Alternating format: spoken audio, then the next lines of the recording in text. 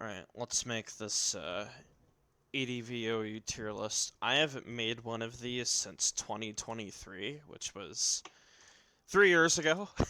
So, I definitely had this in mind for like the next thing that I wanted to do, because there's a lot that I want to talk about with my new views on the tier and what I think is really good, what's mid, what's bad, so on and so forth. I'm going to do a quick rundown of the tiers before we start. So S tier is the very best, obviously. Pokemon that pretty much fit on every team style, pretty much everything. They're super, super, super consistent, super, super, super good. There is zero drawback to using a Pokemon in S tier. Zero drawback. And Pokemon in A tier, they are not strong enough to be in S tier, but they're basically like the premier filler Pokemon. So if there is a role that a Pokemon needs to fit, it's going to be able to fit it. B tier are Pokemon that are more specific. So they only fit on specific styles, or they fulfill a specific role.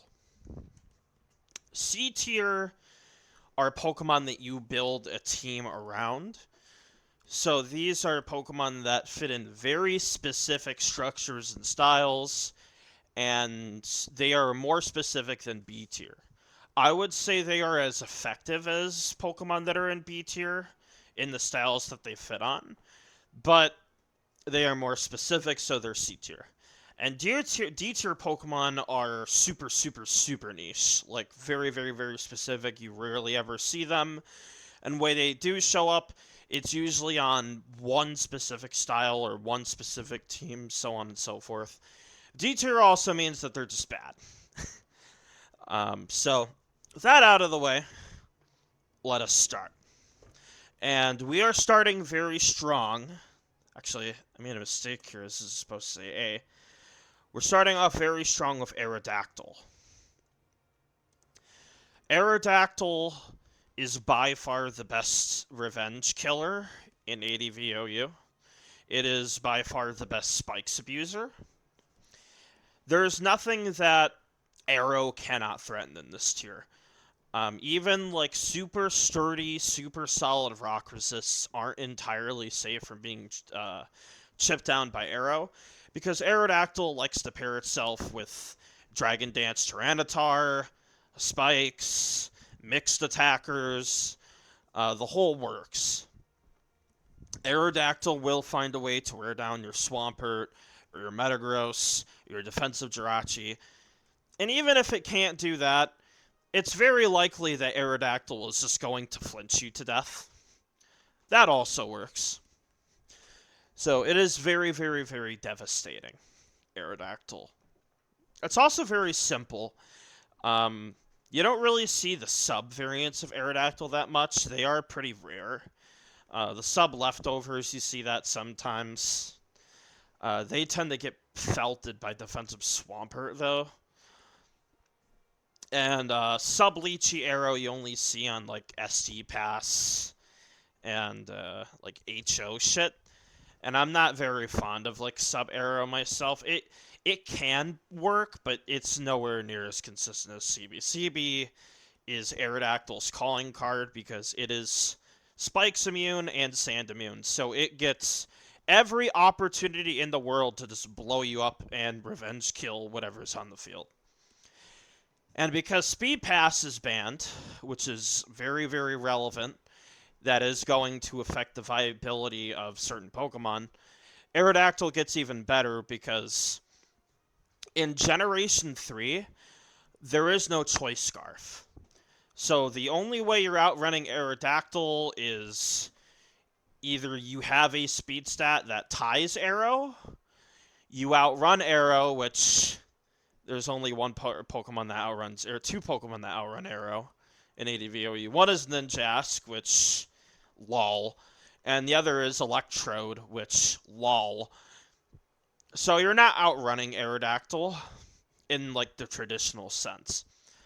You could do stuff with like Salac berries or whatever, but only very specific Salac berry Pokemon even outrun Arrow, because Aerodactyl will outrun like Salac Swampert. It'll outrun Salac. I think it outruns Salac Scizor too. I don't think Scizor is fast enough to outrun Arrow at +1.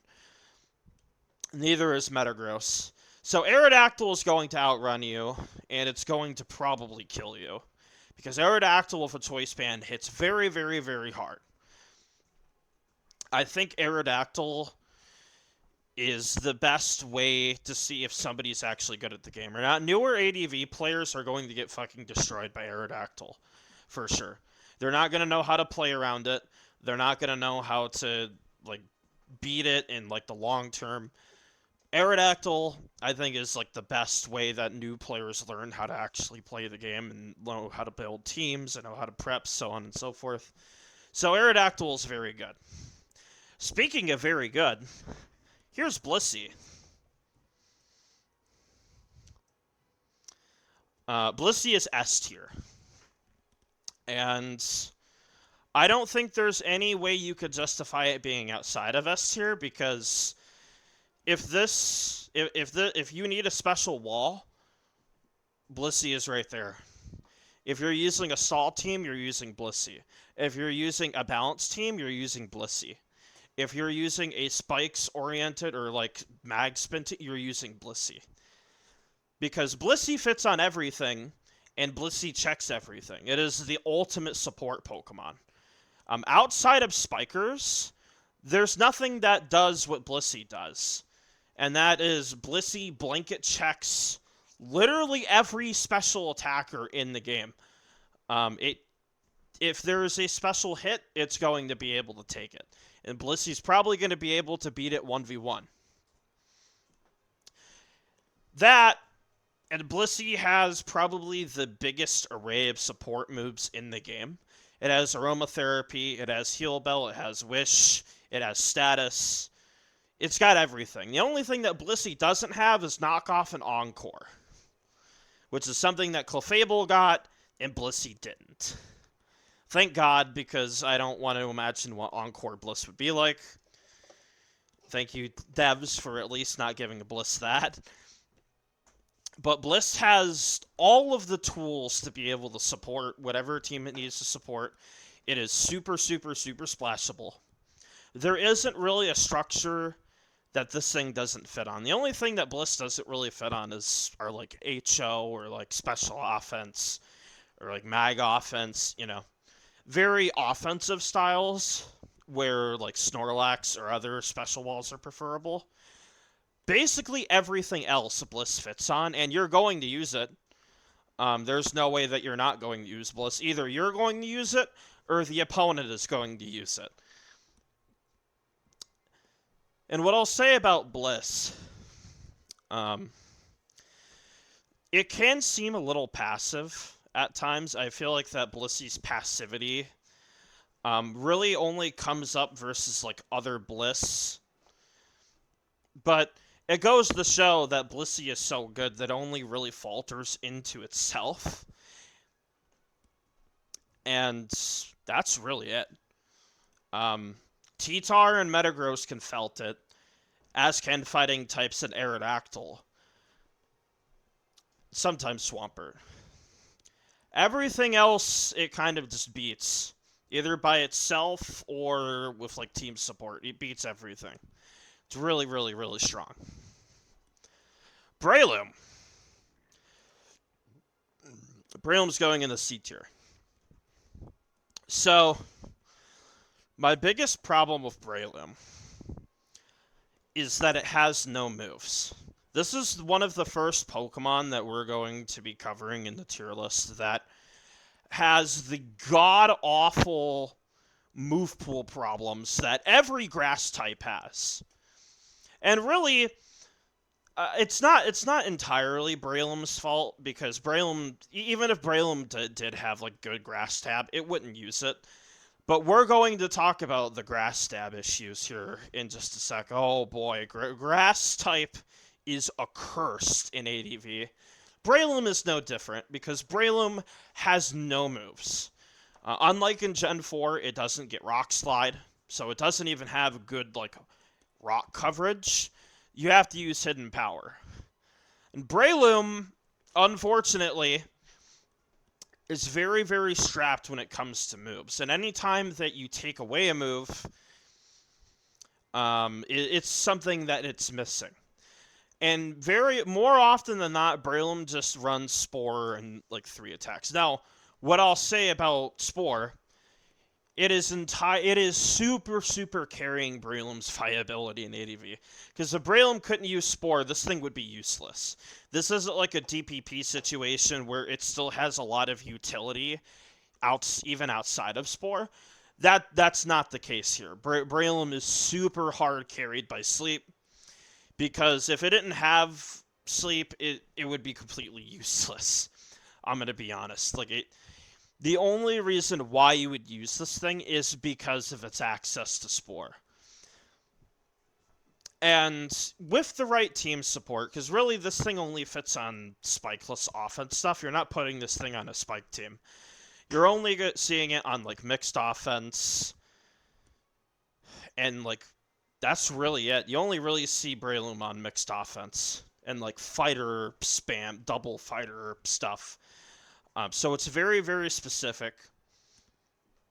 You're going to want to use it with Pursuit Tar, because it is garbage into Gengar. And that's the ultimate problem with Breloom.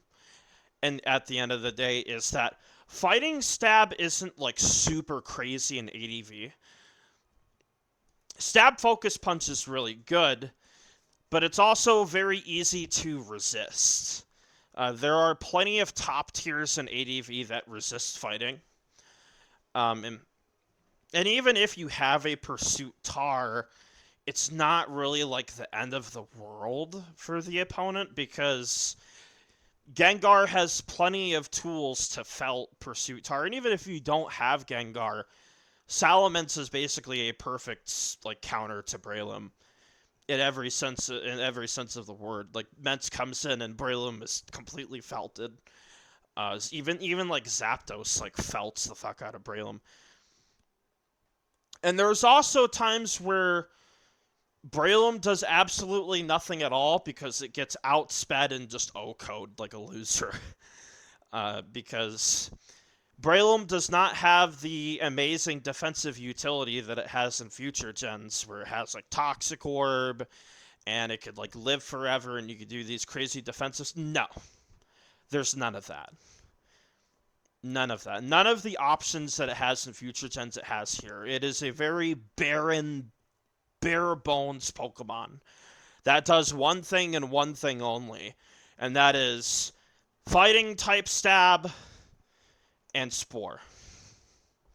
But the thing that it does do, it can be good on occasion. Breloom definitely has won games in the past.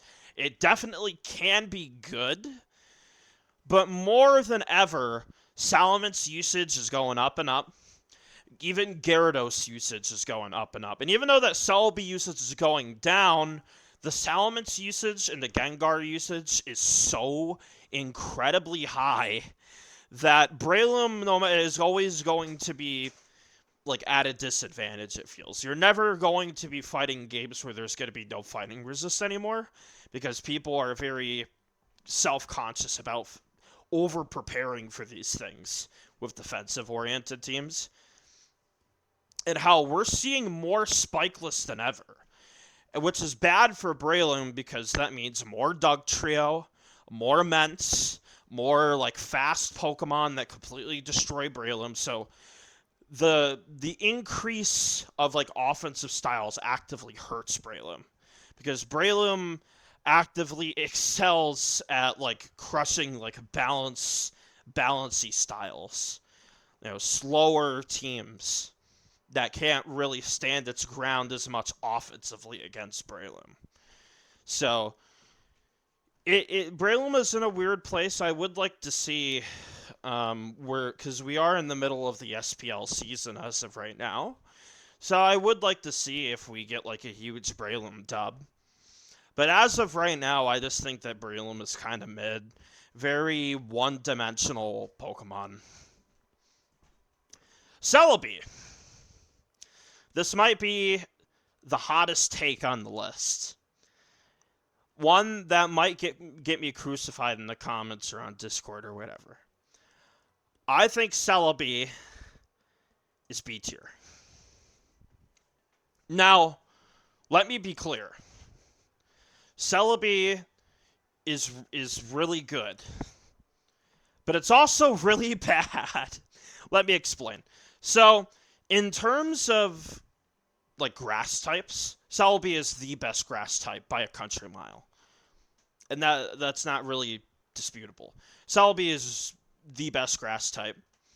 It by far has the best moves of any grass type because it is a grass psychic type. And Celebi can fit on a large assortment of teams. It can fit on special offense, mag offense, mixed offense. This thing can fit on everything. So in terms of like splash ability, this Pokemon basically can fit on every single style. However, I do think that out of all of like the Celebi sets, the Celebi's got quite a bit of them. Defensive Celebi is by far the best one.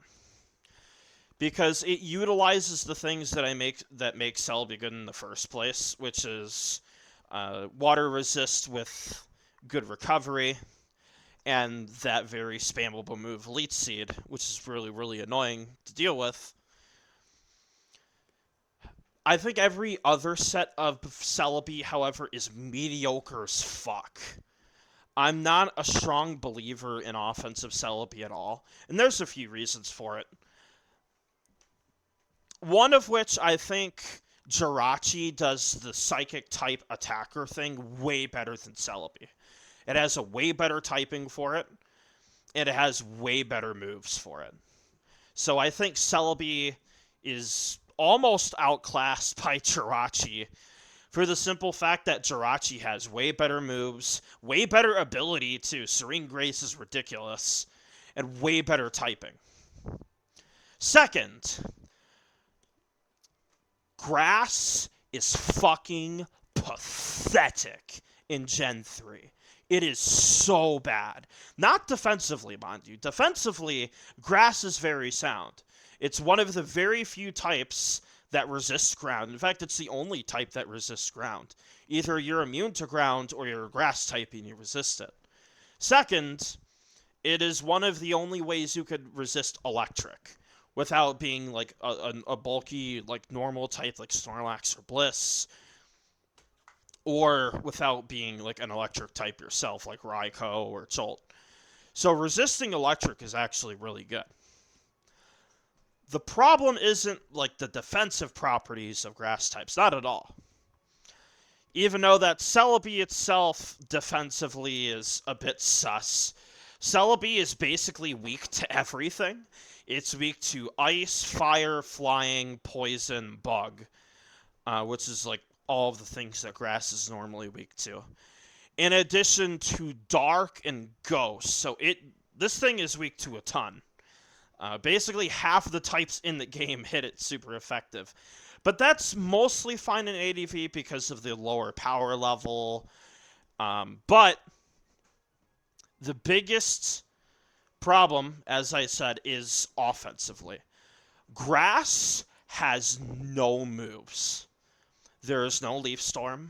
There is no Energy Ball. There is no buffed Giga Drain. Giga Drain in future gens is 75 base power. In this generation, your best grass move is Hidden Power Grass.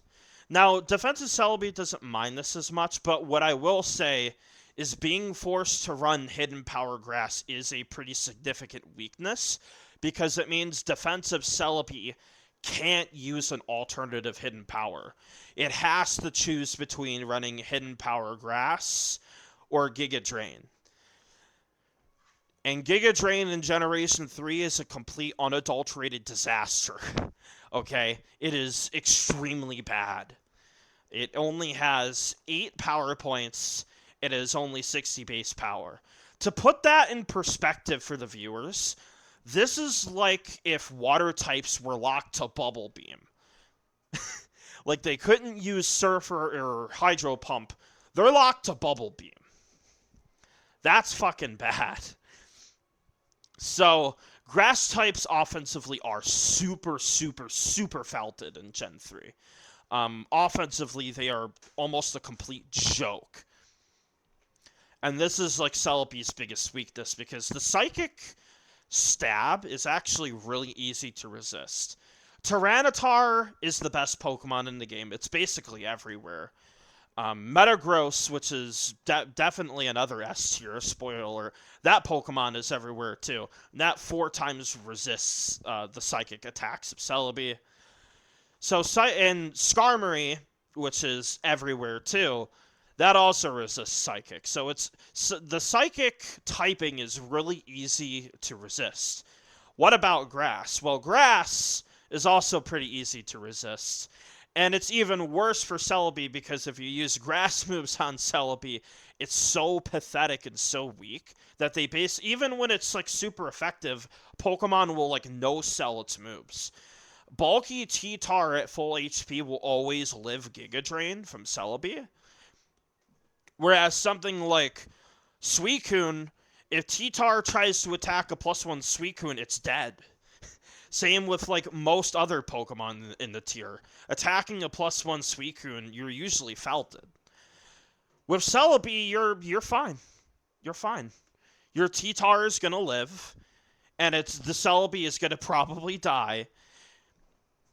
And the same thing with like Metagross. There's so many things that live Celebi's attacks and either just kill it or just boom on it. Like Claydol can boom on it, Metagross can boom on it. Even if you do get a kill of Celebi, there's a million things that also revenge kill it. Fire types, Salamence, Aerodactyl, Dugtrio. There's so many fucking things in the tier that revenge kill offensive Celebi, or just ignore it and just no-sell its attacks and just kill it. Not to mention the Pokemon that just don't give a shit, that just live its attacks, no problem, and just kill it. It's so just mid. It's mid as fuck offensively. I do not like offensive Celebi at all. Add on to the fact that Celebi is getting hit in sand. It is getting hit by spikes. It does have natural cure, so status isn't as bad. That is the one thing it has going for it defensively, is it has natural cure ability. So it could shrug off status by just switching around. But these weaknesses that it has are very, very significant for like a setup Pokemon. Now, truth be told, even DD Tar has weaknesses, right? There are ways to like hard stop DD Tar. There are ways to hard stop like DD Mence. But here's the thing about those Pokemon. They are a lot more flexible than Celebi is in terms of like roll compression. Like they don't have to do setup stuff. And when they do setup stuff, they're very, very, very good at it. And the answers to them are very, very few and far between. DD Tar does have hard stops to it, but there's only like 3 Pokemon in the game that can switch into it and like take its attacks reliably. And even then, DD Tar has ways to felt them. Whereas Celebi, Calm-Mind Celebi is not felting Aerodactyl. It's not felting Calm-Mind's Blissey or DD Tar. No. You're done. You're felted. And even defensive Celebi, which is like the best set that can recover and be obnoxious, that has limitations too, because it's outside of Leech Seed, Celebi is very do nothing. It is very, very passive and repetitive. And one Leech Seed miss, or one Ice Beam freeze, or one crit completely felts it. So it's a very mixed bag for me. I think defensive Celebi is definitely the most consistent, but even that has issues. I think offensive Celebi is not good, especially in the current meta where it's getting way more aggressive. There's way more Mence usage. Charizard is something that gets used often. Charizard completely felts it because even with like the Psychic Stab. And I don't want to sell Celebi completely short. I have been shit-talking it for like several minutes, but Celebi is one of the best Gengar answers in the game. It is one of the best Zapdos answers in the game, too. And overall, it's also one of the best mono, like, water answers in the game. Roar Suicune, Calm Mind, Surf, Roar, Rest Suicune, is completely felted by Celebi. It has the PP solid. But I think its weaknesses are very, very significant, and they are easier than ever to exploit in ADV. And I'm just not really sold on Celebi as a whole. So until I see otherwise, I think it's B tier. I think it's pretty specific in today's meta. I think it's very flawed, and I just don't think it's that good right now. I think there are tons of ways to exploit it in a way that makes it almost detrimental to your team. So that's how I feel about Celebi. Charizard. It's also going in B tier. So fire types as a whole in ADV are not good. The fire typing definitely gets like a major boost in Gen 4, where they introduced completely crazy Pokemon like Infernape and Heatran, which are completely ridiculous. But Charizard is definitely the best fire type by a country mile. Fire types normally have like the inverse problem of grass types. Grass types have no grass moves at all. Their grass moves are Sleep Powder and Leech Seed, okay? And Spore. They don't have actual damaging moves. Whereas fire types have the opposite problem, actually. They have no coverage moves. Charizard is the exception to this, because Charizard actually has really, really good coverage. In fact, Charizard ranks among one of the best mixed attackers in the entire game. It's fast, it's strong, so it could actually pick apart like a team very, very easily. And Zard operates a lot like mixed Salamence, where it comes in and it threatens to blow something up of coverage. And even if you like switch into it, it might blow up the switch in with like Dragon Claw or like, Focus Punch. Zard is if you are good at predicting and reading what the opponent does, Zard completely just tears the opponent to shreds. But what I will say about Zard also has one of the worst defensive typings for the tier. Now, it is Spike immune, and it is immune to Dugtrio. The typing is a double-edged sword. On the one hand, it does have those upsides. It's immune to EQ, it's Spike's immune, it's immune to Dugtrio, so Doug can't trap it. On the other hand, Zard is weak to the most common typings in the tier. It's weak to Rock, in a tier where T-Tar and Aerodactyl are super good. It's weak to Electric, which is pretty nasty. It's weak to Water, because, it's Fire type. And even though that it resists Steel, Zard isn't really the best mass switching in the world. Mass is still doing like 30 to 40%. So Zard defensively is pretty middling, to say the least. It's not great defensively at all.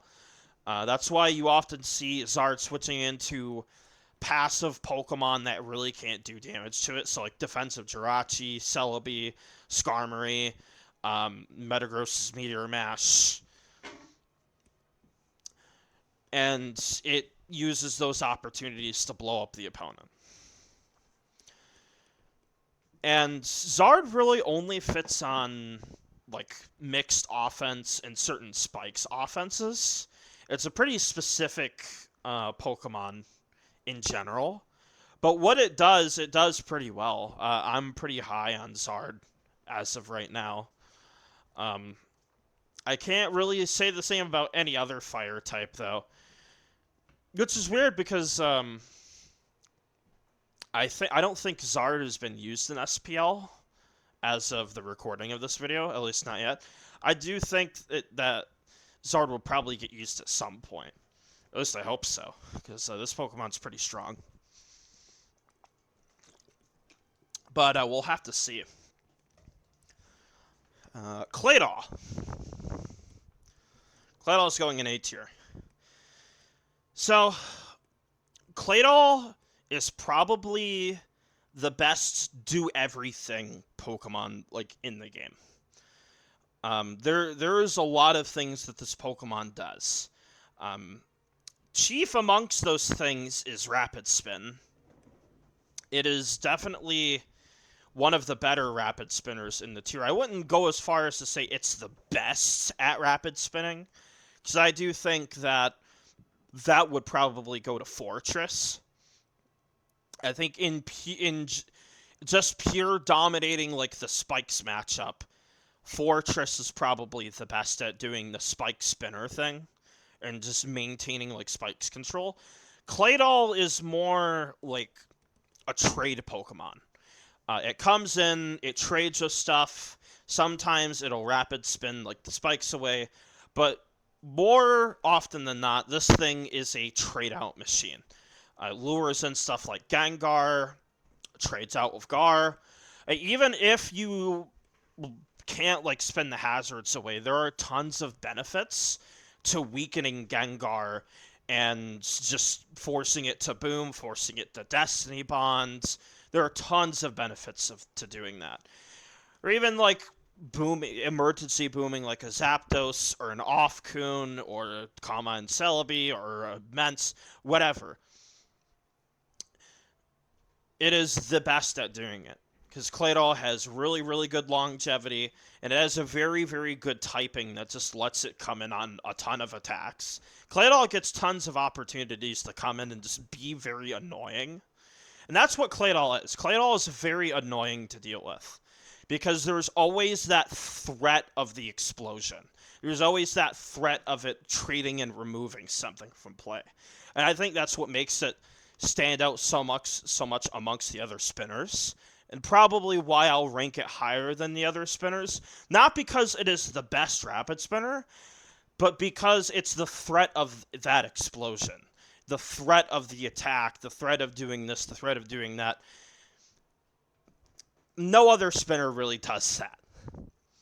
And also, I think Claydol is probably the most splashable of the spinners, because that typing is just so good. It has the rock resists, and it is EQ immune too, so it resists the Quake Slide combination, which no other spinner does. It's also very deceptively fast, so Turbo Doll is something that has been used and can be used. And Claydol just gets a lot of like really interesting like moves. Like it gets Ice Beam. It could use like Hidden Power Bug to felt like other Claydol and like Celebi. It's got a pretty I wouldn't say like a steep move pool, but it has enough to like diversify itself. So it's a very good Pokemon. It fits on a lot of squads too. Like it even fits on like offensive teams.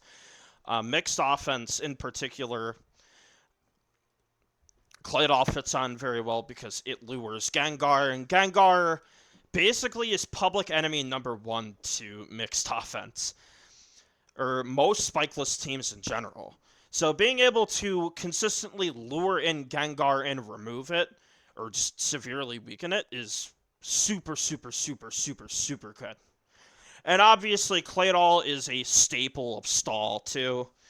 Claydol even pairs well with other Rapid Spinners. We have seen, like, the double spinner combination in the past, where Fortress will drop Rapid Spin, so it can fit spikes and other moves that it normally wouldn't be able to fit. Because Claydol, the spinning goes to Claydol rather than Fori. And that is very, very good as well. It's very specific, but that's very strong in today's meta. It's a very, very good Pokemon. Speaking of spikes, here's Cloyster. Cloyster's going down here. I think Cloyster's... I think Cloyster's better than Breloom, honestly. So, Cloyster's entire gimmick, niche, I don't want to call it a gimmick, it's a niche, is that it is one of the fastest spikers in the tier. I think it is the same speed tier as Metagross, so it hits 262 speed. So this is a Pokemon that is actively outrunning stuff like Metagross and T-Tar and Suicune.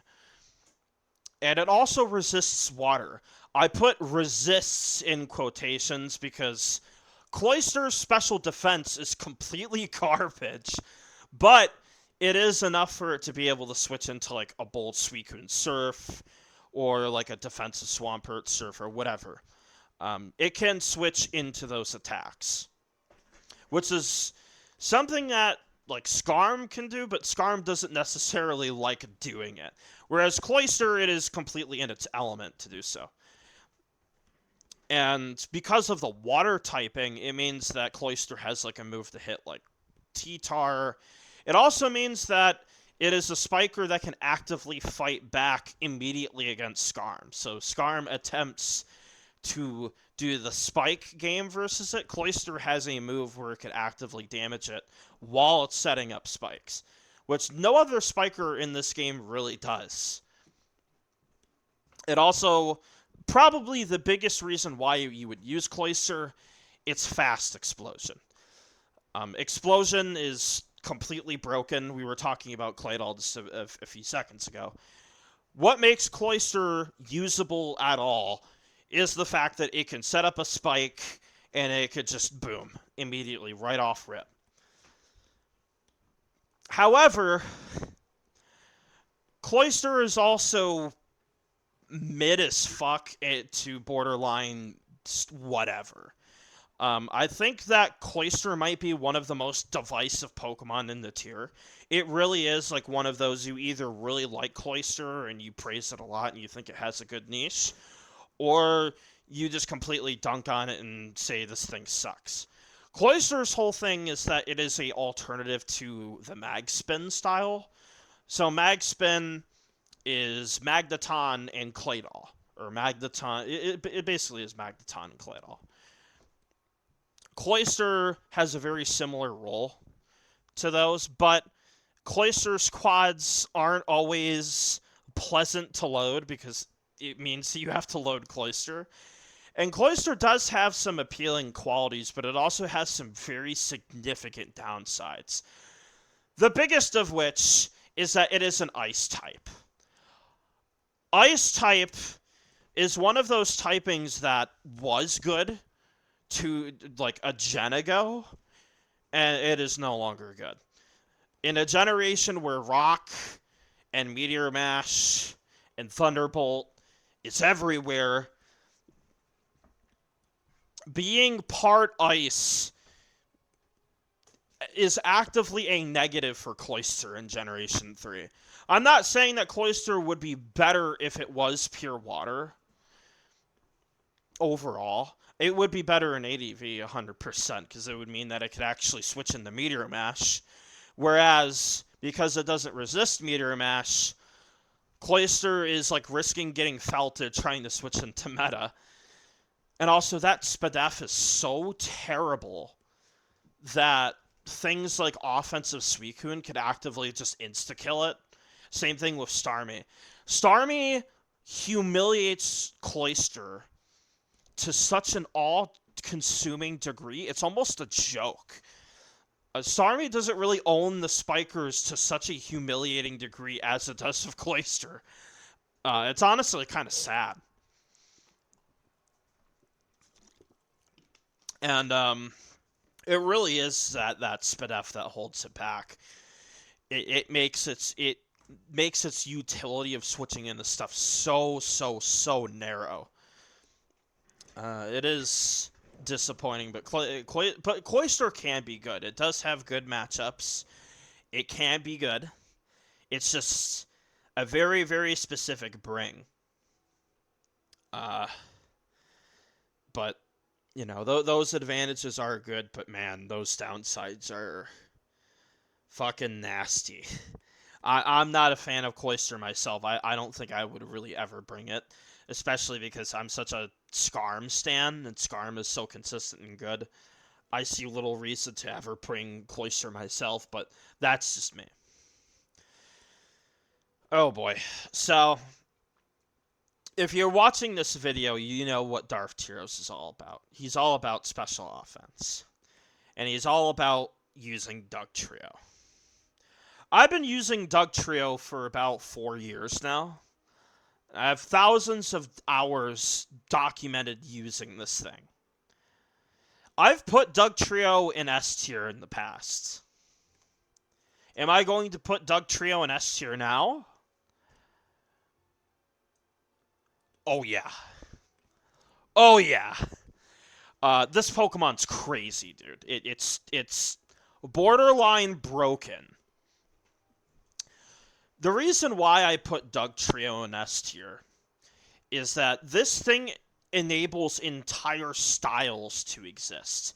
Without Doug Trio, there would be no Doug Stall. Stall as a whole would be way worse without Doug. Way worse. And obviously, special offense wouldn't be able to exist without Doug Trio either. Or Doug special offense as we know it. But just the things that this Pokemon can do are just crazy. Like, it removes so much of the metagame by just existing. It traps so many things that are grounded. In terms of team building, like, effect, Doug Trio's effect might honestly be up there alongside, like, T-Tar and, like, Will-O-Wisp and, Doug Trio's effect on the builder is very, very, very significant. Doug Trio is the reason why every single team, regardless of, like, what style it is, needs to have floating Pokemon. Because if you're completely grounded versus Doug Trio, you're fucked. Even if you have a Porygon, too. And it's not just Doug Trio, it's also other Choice Band Pokemon. It's because of Aerodactyl. It's because of, like, CB Meta and stuff like that, and CB Salamence. But Doug Trio, by far, is the biggest reason why you want floating Pokemon. Because if you can't take advantage of Doug Trio properly, your team is a bad team. Straight up. And Doug Trio, alongside Arrow, I would say is, like, one of the biggest, like, skill checks for newer players. If you cannot play around Doug Trio, or you don't know how to play around, like, a Doug Stall or a special offense, you're going to get destroyed. I think in terms of metagame effect, in terms of, like, what it does and what it enables, I think it is S tier. Most people probably wouldn't put it in S tier. I'm putting it in S tier just because of, like, what it does. It's borderline broken. This thing has been banned in every single meta where Arena Trap was allowed. Arena Trap is not allowed in anything outside of DPP UU. That's it. It's completely banned in every OU metagame ever outside of ADV. So, yeah, I'm a Doug stan. Obviously, I'm going to put it in S tier. Obviously, I'm going to glaze it. But it is really strong. I do think it is really strong. Do I think it's ban-worthy? I used to think so, but honestly, I don't really think so anymore. I think Doug, overall, is really, really strong. Borderline broken. But I don't think it's ban-worthy. Whether it will be years down the line, I don't know. I can't really foresee the ADV community thinking it's broken. A lot of people don't think it is. Obviously, everyone knows that it's good, but, you know. But yes, it is S tier. It's really, really strong. Flygon. Flygon's going to B tier. Probably, like, right here. I deliberated on putting it in C tier. I don't think it belongs in C tier.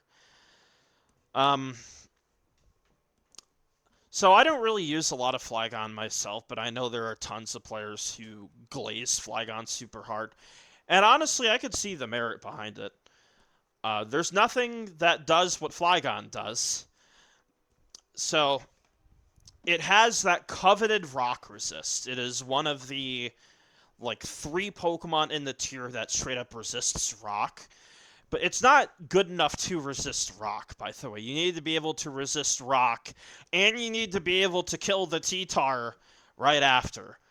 And Flygon is one of those Pokemon that can do that. Uh, and in general, Flygon has one of the best defensive profiles in the game. It's immune to Sandstorm and Spikes, much like Aerodactyl. Aerodactyl shares the same properties, but it also is electric immune. So it felts electric types very well. So defensively, this Pokemon is almost perfect. I would say where Flygon mostly falters is offensively, because it's not that hard to resist Flygon's anything, really. It's honestly quite easy. There aren't that many teams that get completely destroyed by it, although offensive Flygon is very good. I do think offensive Flygon is really good, but the best variant of Flygon is defensive Flygon. The ones that you see on Superman and some of the mag stuff, that is Flygon's calling card, is like the defensive like gameplay. But offensive Flygon can be a menace. Especially if you don't have very good speed control or you don't have a Salamence. This thing could be hell to play around. But I do think that it's offensive drawbacks, because the Dragon typing is very good defensively. It lets Flygon resist fire. It lets it resist grass, although I don't think resisting grass really means that much, considering how pathetic grass is in this generation. But the Dragon typing is just primarily defensive, because dragons don't have moves. Kind of like grass doesn't have moves, Dragon doesn't really have moves. The only dragon that uses dragon moves is Salamence. For everything else, the Dragon typing is just defensive only. Excuse me. And Flygon is one of those. So, I think Flygon is like one of those like preference Pokemon. You either really like Flygon or you really kind of like Cloyster. But honestly, like I think Flygon has a lot more legitimacy behind it than Cloyster does. Cloyster kind of sucks. Flygon is legitimately very, very good. I think the biggest thing holding Flygon back, though, is the fact that it really doesn't fit on that much. It really is only Superman and like other very specific Spike squads that need it, and like mag stuff. And that's it. There aren't that many teams that could utilize its talents, because usually Swampert is just better than it, straight up. But in the teams where you can fit it, it is really strong. It is really good. I don't have that much more to say about it. Fortress. This might surprise some people, but Fortress is going in A tier. Now, Fortress has the qualities of like a B tier Pokemon, where it only fits on specific builds and needs specific support. However, I think Fori is so like good in the matchups where Fori is good. Fori is really, really, really good. And the matchups where it's really bad, it's really, really, really bad. But I think nowadays Fori has more good matchups than bad. And it just dominates the matchups where it is good. It dominates them so all-consumingly if you play it well, that I think it just warrants an A tier, like, automatically because of that. And just the things that Fori, like, enables you to do, because it matches up so well against Skarm, I think Fori, you know, I think that and it, because it's so good into Skarm, it just warrants, like, the A tier for me. Now, I personally don't really use Fori, but based on what I've seen, like, this SPL, what I've seen, like, from other earlier tours, like in December, from, like, the Revival stuff, I think Fori has a lot of potential, especially in the right hands. We've seen Fori really go off in the hands of, like, ABR and McMegan, that just the potential that it has is really good. That being said, it has some very significant weaknesses. One of which is the terrible move slot syndrome this thing has. To the point where you need to build your team around like the 4 set. And even then, Fortress teams I notice infamously suck into Snorlax for some reason. They are not that amazing into Lax. A lot of them. To the point where a lot of 4E teams need to consider running explosions so they don't auto-lose to the thing. But I think despite that, 4E is really good. And it's probably the best spinner in the entire tier. I said it earlier. But this thing is really good at rapid spinning. Especially when you have like the right support.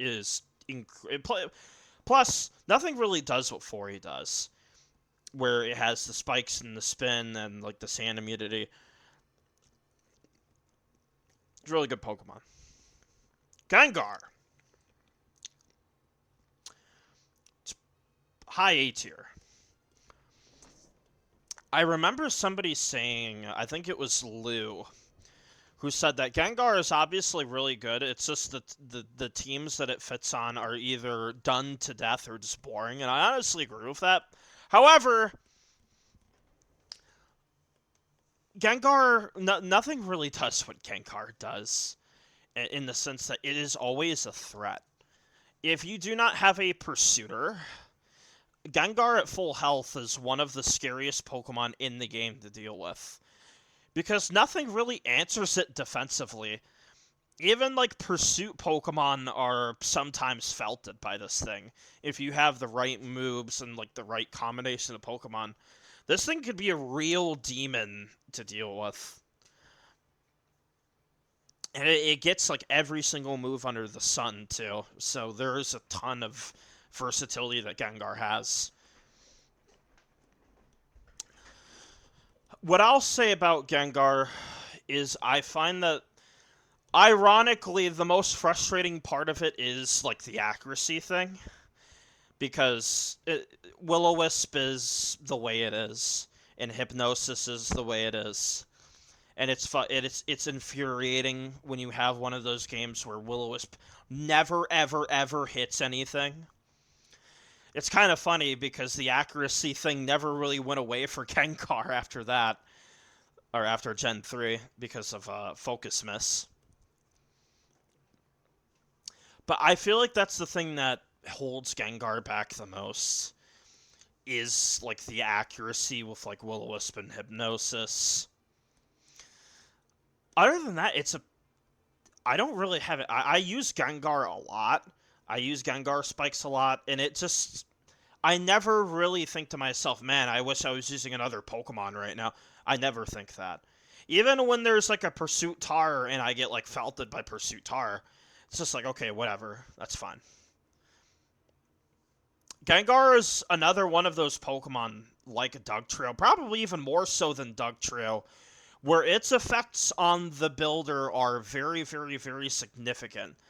Being bad into Gengar means that your team sucks. And being bad into Gengar is a lot worse than being bad into something like Doug. Well, that's not true. Being bad into Doug sucks too. But the whole reason why mixed offense recently has gone under the severe changes that it has is because Gengar in the past completely felted the style. Same with like Mag offense, same with like other styles. These styles have evolved over time to deal with the Gengar issues in their own way. And even with that, Gengar is still really good. It's still very consistent. It's still very strong. There's never ever a point where this Pokemon will ever fall off. It will ever be bad. It will always, always, always be good. I think it depends on like the player though. Like me, I hold Gengar in very high regard. I highly respect it in the builder. I like using it a lot. I think it's borderline S tier. I think it is the highest that you could possibly be A tier without being S tier Gengar. It's so good. So strong. And obviously as a special offense player, I hold Gengar in a certain regard. But honestly, I think that the Gengar Spike stuff is its calling card. Gengar can fit on Spec Off. It's just I don't think it's as good because Gengar is a lot more linear of stuff like that. But I will say the Mean Look Parasong stuff that Gengar can do. I'm looking into it, guys. All right, that's it's under investigation. Okay. So Gyarados. Do I put you in B tier or C tier?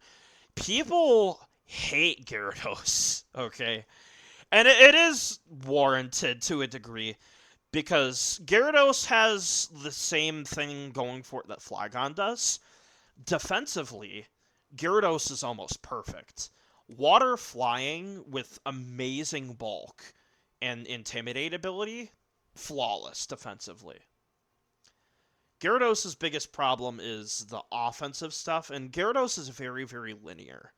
Gyarados, unlike its counterpart Salamence, which it's most comparable to is Salamence, um, Gyarados is very linear. Every Gyarados set has Dragon Dance. It's just a matter of, is the Gyarados going to be Thunder Waving? More often than not, nowadays, Gyarados does have Thunder Wave. I think T-Wave Gyara is very good. A lot of times you also see, like, Jolly Gyara.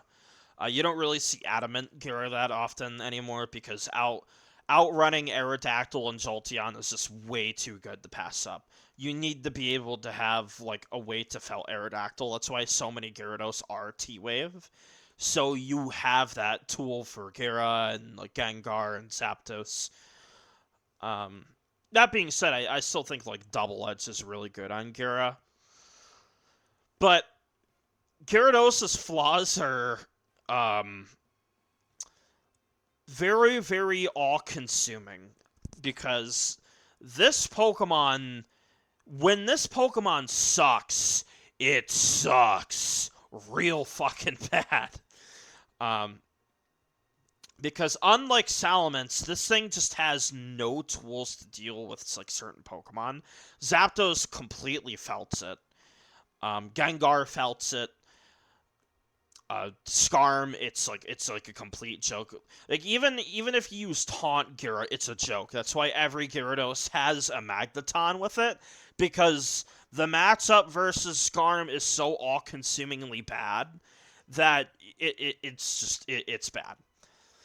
The other problem that Gyarados has is, unlike Salamence, the Blissey matchup is just, it's so bad. It is a physical attacker that is felted by Blissey, and it's a physical attacker that is unironically felted by T-Tar, which in of itself is a joke, because the whole thing with physical attackers is that they're able to hit T-Tar in some way. Like Ment's Brick Break, T-Tar generally aren't good into other T-Tar. Every physical attacker has like a good way of dealing with T-Tar. Not Gyarados. Even like +1 Gyara with like more weakened T-Tar, because they take the Jolly nature very often, they get felted by T-Tar. It's really embarrassing. And because it takes Jolly so often, it just nerfs the power even more. It's even more felted versus like things that could take its hits. It's pretty bleak for Gyara, honestly. But we have seen some impressive SPL results with it this year. That is like the one thing that is going for it, is that people think that it's so bad that they often just like disrespect the shit out of it. But it's disrespected for a good reason, right? Because this Pokemon is just it's so underwhelming a lot of the time. It rarely feels like super dominant. Gyarados. It's very, very rare. And I think that it can be good. It just very often is just mid or just like whatever. Um, I don't hold Gyarados in that high regard at all. Even as like a special offense is like the one style that Gyarados actually excels at facing, unironically. And even I, as like a dedicated special offense user, I'm like Gyarados, whatever Gyarados, who gives a fuck? You know, if I'm not worried about it, I'll use Hidden Power Electric on Suicune and just be done with it. You know. So that's all I have to say about Gyara. Defensively, it's really good. Offensively, it's whatever. Oh, how that will change in like one generation from now. So, oh, we get to talk about Hera. Um, so I think I would put Hera behind these. Yeah. So Hera does Hera things. Defensively, it's you know there's not much going on there defensively. Offensively, this Pokemon is almost perfect. It has Stab Megahorn, the only bug type in the game I think to have Megahorn. I could be there might be like a random bug type I'm not thinking of that has Megahorn. I think Hera is the only one that has it in Gen 3. Stab Megahorn, Stab fighting type moves. This Pokemon is very linear. It just attacks things until it or the things in front of it are dead. Now, obviously, bug type Stab is pretty bad. It's not good. But it's made up for the fact that Heracross is so strong and so good at breaking even stuff like Salamence doesn't really like switching into this, because if Salamence is weakened, that opens the door for like something like a Crocoon or like something else to like break through it later on. So even though that Heracross has like a good amount of like it has like really good checks, it giving like turns to Salamence, it isn't even that big of a deal because weakening the things that it weakens is actively really, really strong. And when the opponent doesn't have those things, or those things get like actively removed, Heracross destroys everything. That being said, though, Megahorn is a meme. Like people joke that Megahorn is like the worst move in the game, which is funny because it has the same accuracy as Toxic. I'm just saying. But and Meteor Mash too. It's very all-in Pokemon Heracross, because all it is capable of doing is just attacking the opponent and just dying. Therefore, it really only fits on offensive styles and just spikeless. You don't see this thing on Spike's teams. You don't see it on Stall. You only see it on mixed offense and mag offense. It is a pure spikeless Pokemon, much like all the other fighting types. None of the fighting types actually fit on Spike squads that well at all. And Heracross, by a significant margin, is the best fighting type. There was a bit of like discussion for a while whether if Metacam was the best fighting type. It's not. It's Hera by like a long shot. The people who use Hera and have success for Hera, or success with Hera, showcase why it's so strong. It doesn't get used that often, Hera, and I only think that a few players truly understand its strengths. The players that are able to like take advantage of those strengths get a lot of use out of it, and it is really, really, really strong. That being said, though, Megahorn, lol. Its defensive typing, if you could call it that, doesn't really exist. Heracross is weak to everything. It's weak to Psychic, it's weak to Fire, it's weak to Flying. It's weak to a lot. And its speed tier, If this Pokemon was base 100 speed, it would be Uber. But its speed tier is at the point where a lot of people respect the Heracross speed tier. It's why Zapdos is at 270, is because of Hera. So, I think Heracross is cool. I should probably use it myself more, because it's so good. But it is a very specific Pokemon. It only fits on very specific teams. Even when Heracross can be good, missing Megahorn when you really need to hit is so painful. It's so bad. Oh, for long-time viewers of Darth Tyros, you will know that for a very significant portion of time, I despised Jirachi. Not so much anymore. Honestly, I could care less about Rachi nowadays. It doesn't really bother me like it used to, but by God, I hated this thing for so long. And it was justified anger. Like, this thing just doesn't die. And it conveniently gets hacks whenever it needs it. It's going like right here. Jirachi is really good, obviously. Very strong. That being said, though, I do think that in terms of like defensive Jirachi, I'm like, whatever. It's one of those Pokemon where you need to use it. And even when you do need to use it, it can be good. You know, nothing really does what defensive Jirachi does. It can be very annoying. But at the same time, it feels very passive, very exploitable, very defensive Jirachi. And, you know, the sub variants of Jirachi, like sub Calmine, I'm also like very indifferent towards. Like, those are like whatever to me too. I honestly think that like Jirachi's main calling card is Calmine 3 attacks or Mixed Jirachi. Those sets are what makes Jirachi for me, and those sets are really good.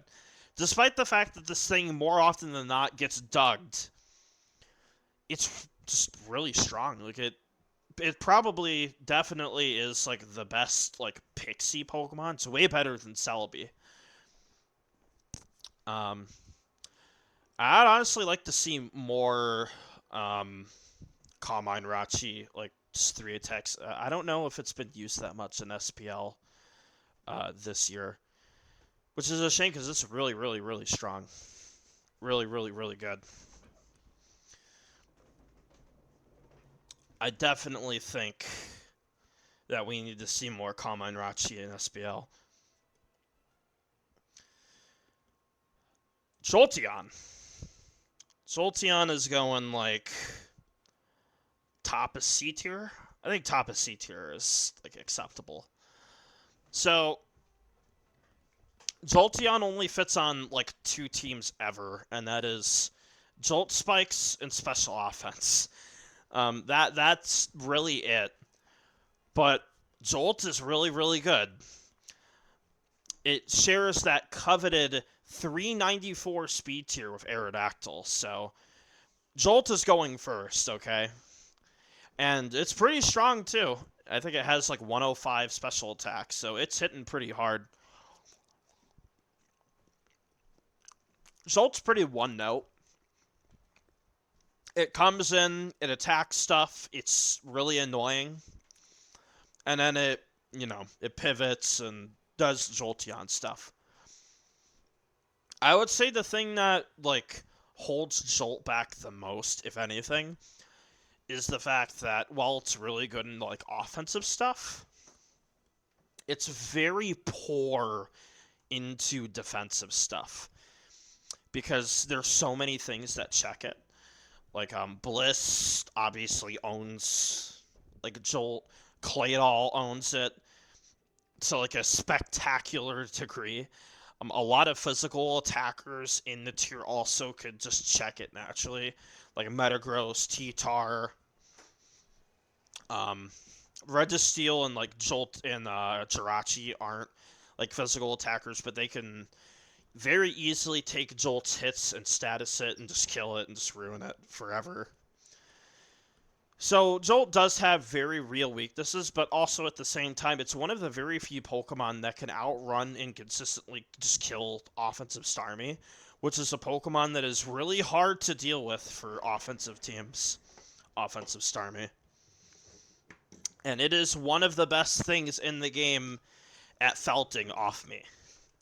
It's also one of the best things in the game that felts Gengar, because it outruns Gengar, and there really isn't too much Gengar can do to it in return outside of statusing it or blowing it up. So, Jolt's very one note, but the one thing that Jolt does, it does very well. Magneton. Top of B tier.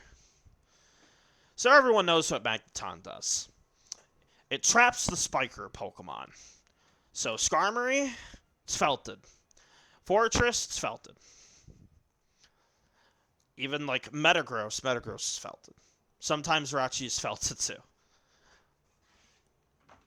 I think Magneton, like in the current meta, it does what it's always done. I've never really felt one way or another about Magneton.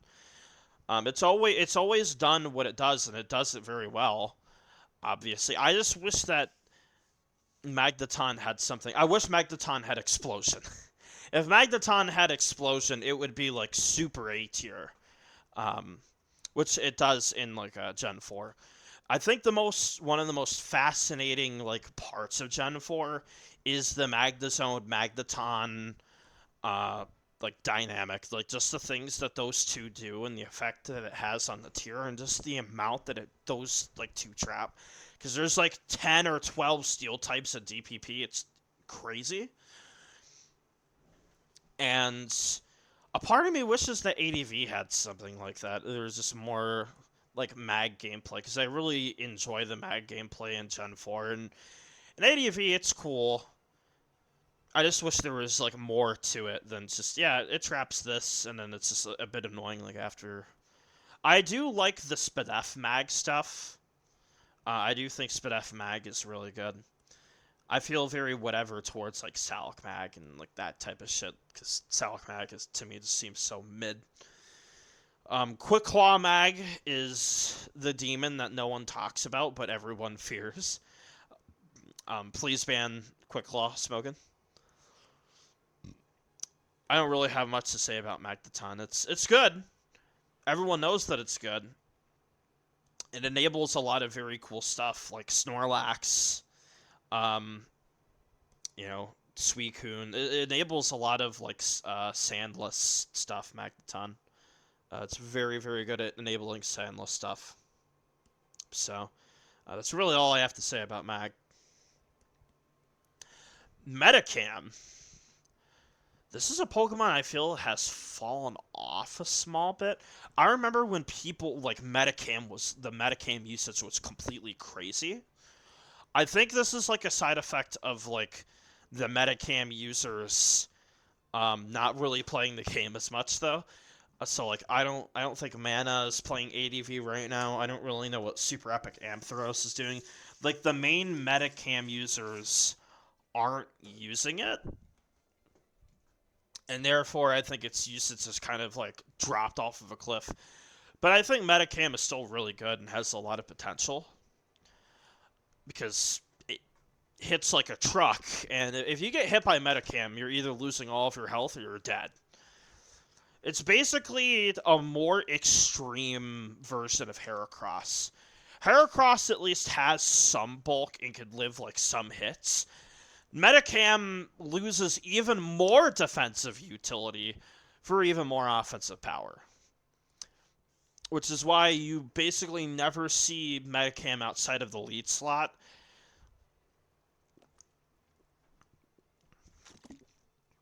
And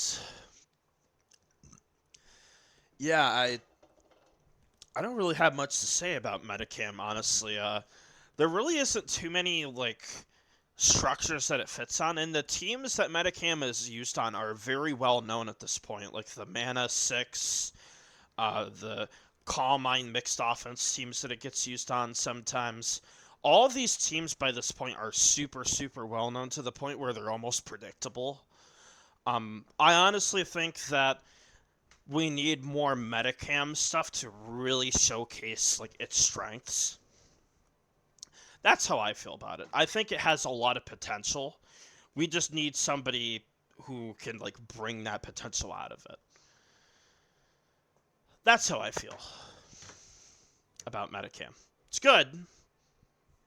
Just, a, a bit inconsistent, I feel. I don't think it's really Metacam that is the thing that's mid. I think Metacam teams right now are kind of mid. That's how I feel about it. Metagross. No points to anybody who can guess where Metagross is going to go.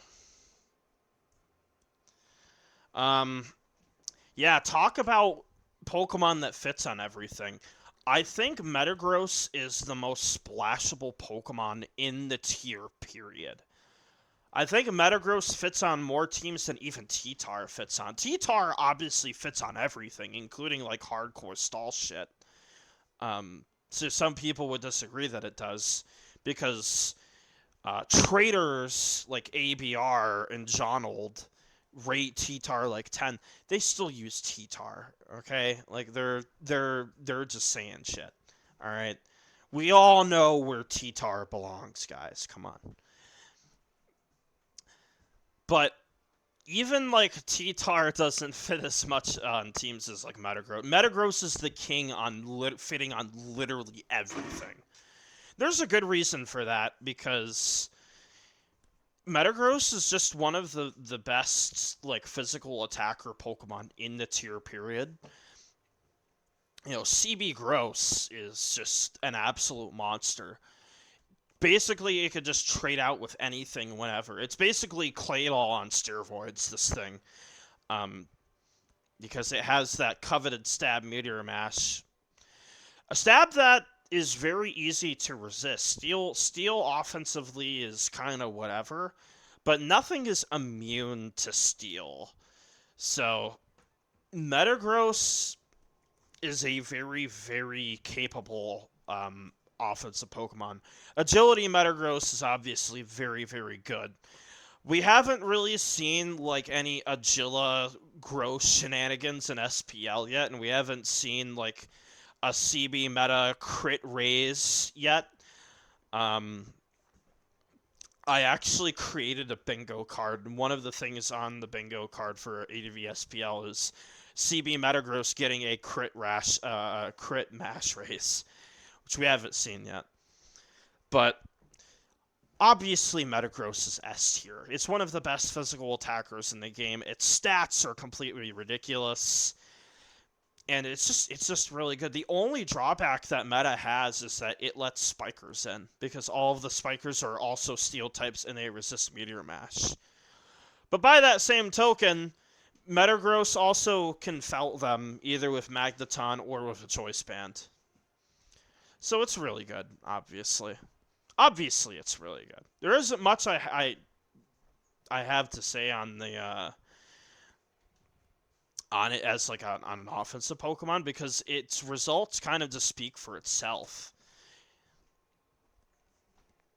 What I will say about Metagross, though, is I do think that CB is probably still the best set.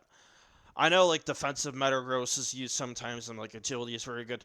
Choice Band for me is like the calling card for meta for sure. I do think that whether if it's like Houdini or like a back CB, CB is the best by like a country mile. CB Metagross is so good.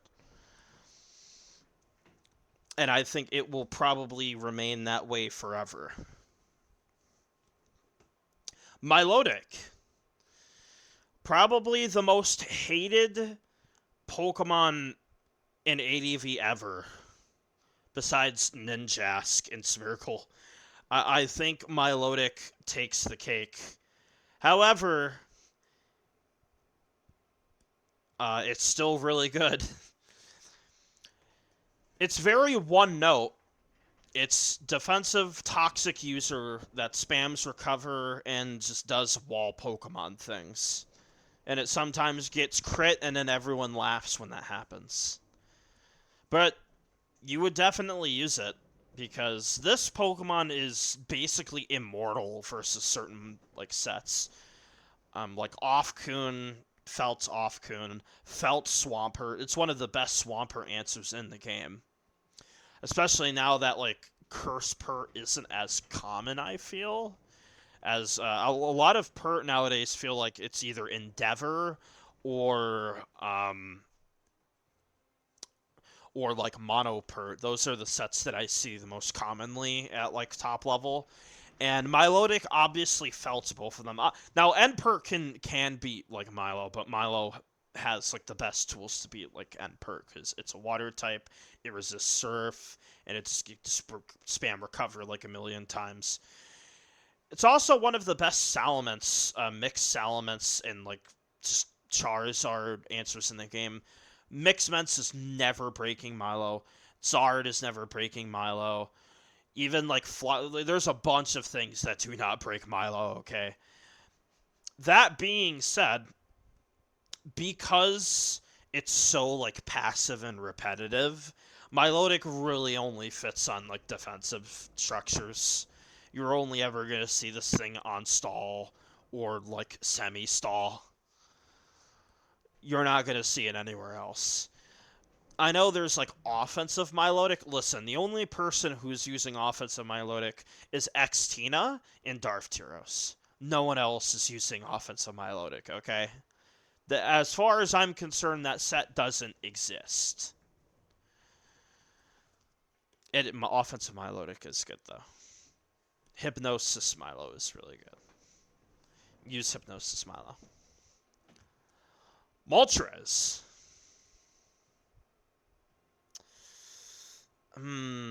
Do I put you in C tier? I'm feeling very C tier. Yes, you are going in C tier. A while ago, I honestly rated Molt like significantly higher than it probably should have been. Moltres used to be A tier, but Moltres teams just don't exist in 2026. You really don't see it. It's only tied to, just like Milo, it's only tied to like stall shit. And spikes at that. You never ever see this thing without spikes, and you only ever see it on like stall shit. So Moltres is like most comparable to that, ironically, with Gengar, where it comes in, it's very good at like checking stuff at full health, because it can take hit from like Calm Minders and like Metagross, and then it just felts them with super powerful like Fire Stab. And I will say, in terms of like the power department, Moltres is certainly not lacking because it is the strongest fire type in the game, period. And it has really good tools, even though that its move pool is pretty limited. Baron, one might actually say, it only really has hidden power fire moves in like Will-O-Wisp. Really, that's all it needs, though. Although I will say, if this thing got Calm Minds, it would be insane. Calm Mind Moltres would be crazy. It's a shame that it doesn't get it, but it's a very, very linear Pokemon in terms of like team choice. It's either on Superman or it's on like some other form of like Spike Stall stuff. People have tried to make this thing work on offensive teams, and it just doesn't really work. Gengar is almost always better. That's why you usually see it on like slower paced teams where its game plan fits a lot better, and it could do like the Moltres thing for a longer period of time, and then you're not felted. So I think Moltres can be good. I think it. I think. Interestingly enough, I think Moltres has only had like one game placement. It's had more usage technically than Charizard has at one point at this point in SPL. But yeah, that's all I'll have to say about Moltres. It's fine. Salamence. This placement might actually surprise some people.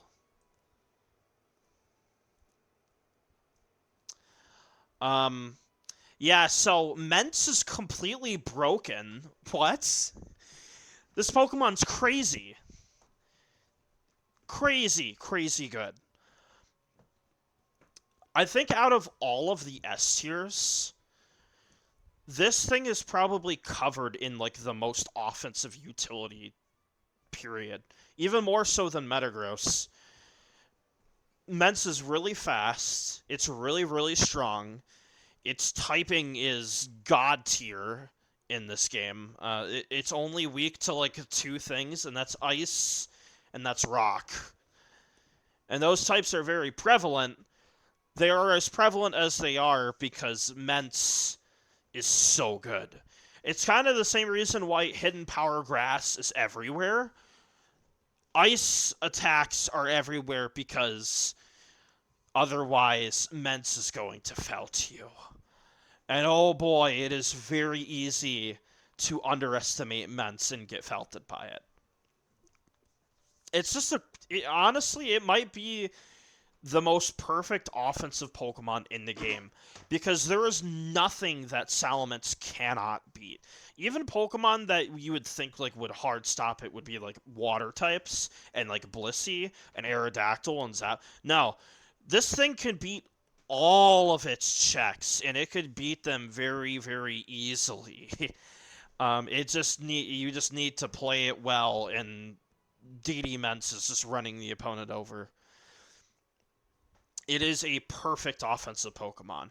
It has the speed, it has the stats, it has the Intimidate ability, which is obviously really, really good, especially because in Generation 3, there is no way to negate Intimidate. In future gens, there's like a ton of ways to negate Intimidate or cancel it out. That isn't the case in Gen 3. You will be intimidated by Salamence, buddy. And like Metagross, Mence just kind of fits on everything. Spikeless, spikes. It literally fits on like almost everything. And like Metagross, it's always good. Even more so than Meta, honestly. Like there is never a point where you're using Mence and you're like, oh man, this thing sucks. No, Mence is always good. It is always useful. It is always doing something in a game.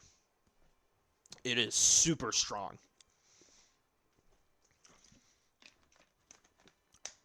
And I might honestly be, like, the biggest Mence glazer in ADV, because a lot of people rate it, like, super, like, high A tier. No, this thing is S tier, bro. Like, this thing is crazy broken. It's crazy, crazy good. Especially in the year of our Lord 2026, where people are using Spikeless. If you're using Spikeless, 9 times out of 10, you're probably using Salamence. It's that good. Speaking of really good, here's Skarmory. You want to guess where Skarmory is going to go? Yeah. So Skarmory is the second to last S tier. No points to the people who are going to guess what the last one is. But Skarmory is obviously a god tier amongst god tiers in this game. It is the best spiker by a country mile. It is the best defensive Pokemon. Like, this thing is insane.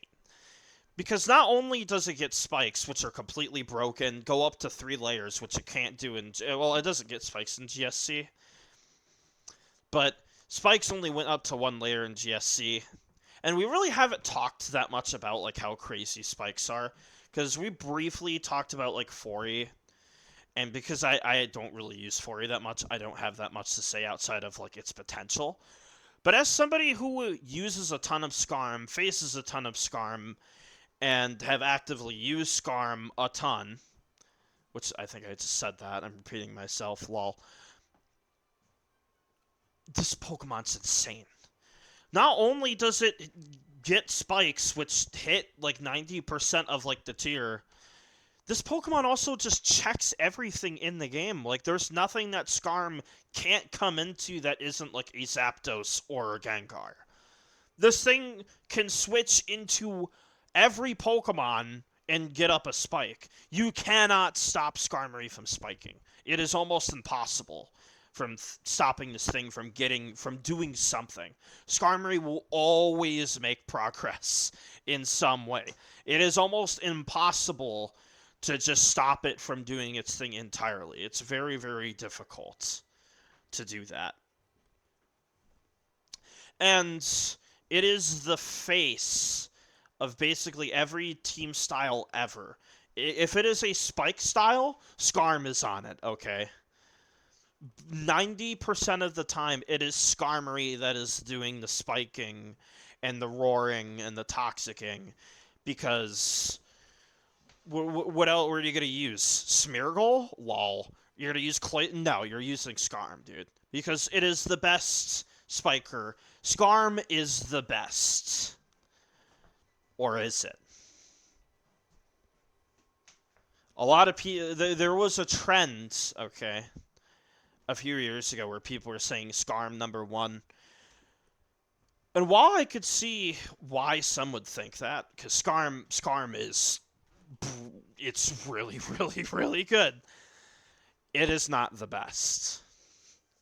But by God, it holds that #2 definitively. There is nothing that sits in that #2 spot more proudly than Skarmory does. It is either #1 or it's #2, and it is nowhere else. Everyone knows how good Skarm is. Your brother, your mother, your cousin, your uncle, they all know that Skarmory is the face of this tier. So now it's time to talk about Snorlax. Snorlax is really high A tier. I think I would put Snorlax right... I think I honestly put it above Claydol. Lax is really, really good. It is basically the polar opposite of Blissey. It is the alternative special wall. If you're not using Blissey, you are using Snorlax. And Brother Snorlax is a complete demon. There have been heretics in the past, you know who you are, who have said that Lax sucks, Lax is down bad, it's mid. No. This Pokemon's crazy good. Because not only is it a special wall, it is one of the best ways to trade out with the opponent, like in the game. Better than Claydol, sometimes. Better than Metagross. It is also one of the best setup sweepers in the tier. Once Lax gets going, it's really, really, really hard to actually stop it. There are not very good ways of consistently stopping Lax, to the point where stall teams have had to come up with these very ridiculous ways of dealing with it, like employing like these complete loser ghost types who are otherwise completely garbage in every other scenario, but they get used because they're good into Snorlax. That is the power of this Pokemon, that the opponent has to employ the most loser of loser, the most unemployed motherfuckers to ever be unemployed to stop Brother Snorlax. Shelly Chunkers is going to destroy the opponent one way or the other, and it is the face of Spikeless. A lot of the time when you think of Spikeless, you think of two things. One, you think of Metagross, and the other, you're thinking of Snorlax, because if you're not using spikes, you might as well use Snorlax. And sometimes, very rarely, it gets used with spikes too. It can be good of spikes. You see a lot of, now that Speed Pass is banned, you see a lot of Rest Snorlax slop. I hate that fucking word, but there's no other way to really describe it. It's just nonsensical quadruple trap garbage with random Restlax. And even then, if you're playing a ladder, there's probably going to be a random Restlax that you face. Why is it Rest? There's no reason behind it. It's just going to be sleeping. And sometimes you're going to get super felted by it because that is how strong Snorlax is. That if there is an unexpected rest Snorlax in the back, you might actually just straight up lose. And then that's that. You're done. It's over. You're felted. But yes, as I have said, glazing this thing, it is really good. Basically fits on mixed offense, mag offense. Obviously, if you're using mag offense, you're going to use Snorlax. Really good on stall too, Snorlax. You wouldn't really think so because when you associate stall with stuff, you think of Blissey. But Blissey and Snorlax, oddly enough, are really, really good partners together. We have seen plenty of very good stall teams with Snorlax and Bliss. Very, very strong Pokemon, Snorlax is. Starmie. I'm putting Starmie, like, right here. So, Deathme is demonic. Not because it's a really good spinner. It is a really good spinner. But Thunder Wave is so stupid. I hate Paralysis so much, man. I don't get the hate behind Sleep, for the most part. I understand, like, Sleep is broken, but, like, the move Thunder Wave is dumb as fuck, man. Like, the whole reason why I feel that Deathme is as good as it is because it could just blanket check anything in the game by just clicking T-Wave, and just being like, alright, threat's over. Hate it. Despise it. So annoying. But outside of, like, the T-Wave, like, aspect of it, Deathme is really good. It's one of the only rapid spinners in the game, period, that can both rapid spin and also directly chip down Skarmory.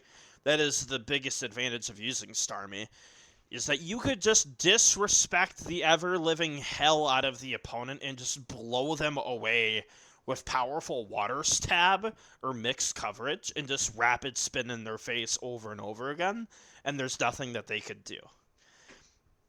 It is really, really strong offensively, Starmie. Even though that Starmie gets checked by Bliss almost every time, nothing else really walls Starmie. I think the biggest drawback to Starmie isn't even Bliss, it's the fact that it's frail as fuck, and everything that has Earthquake can 2-hit KO it. But at the same time, it's like 2-hit KOing like everything else in return, so that's hardly like a drawback in of itself when Starmie just kills everything else. So, as an offensive Pokemon, it's basically perfect. It has the speed, it has the typing, it has the coverage, it has everything. As a defensive Pokemon, it's also really good. Water Psychic is absolutely incredible defensively. Resists basically everything. The whole reason why T-Tar uses Hidden Power Bug is because the psychic typing is completely ridiculous. And if you can't hit the psychic types, because T-Tar doesn't have physical crunch yet, you're felted. That's it. It's GG. Being able to OHKO or severely threaten Starmie is one of the biggest reasons why T-Tar is as good as it is. By that extension, Starmie's ability to outrun most DD-Tar, because most of them do not go plus Speed Jolly these days, is a massive upside for it. To say nothing of the fact that it completely just dominates, like, Skarmory. And the whole reason why Fortress is as good as it is because Fortress can actually fight back against Starmie and felt it. The same thing with Claydol. Like, Claydol can't spin on Fori that well. Like, it gets destroyed. So, I love Starmie. It's really good. Suicune.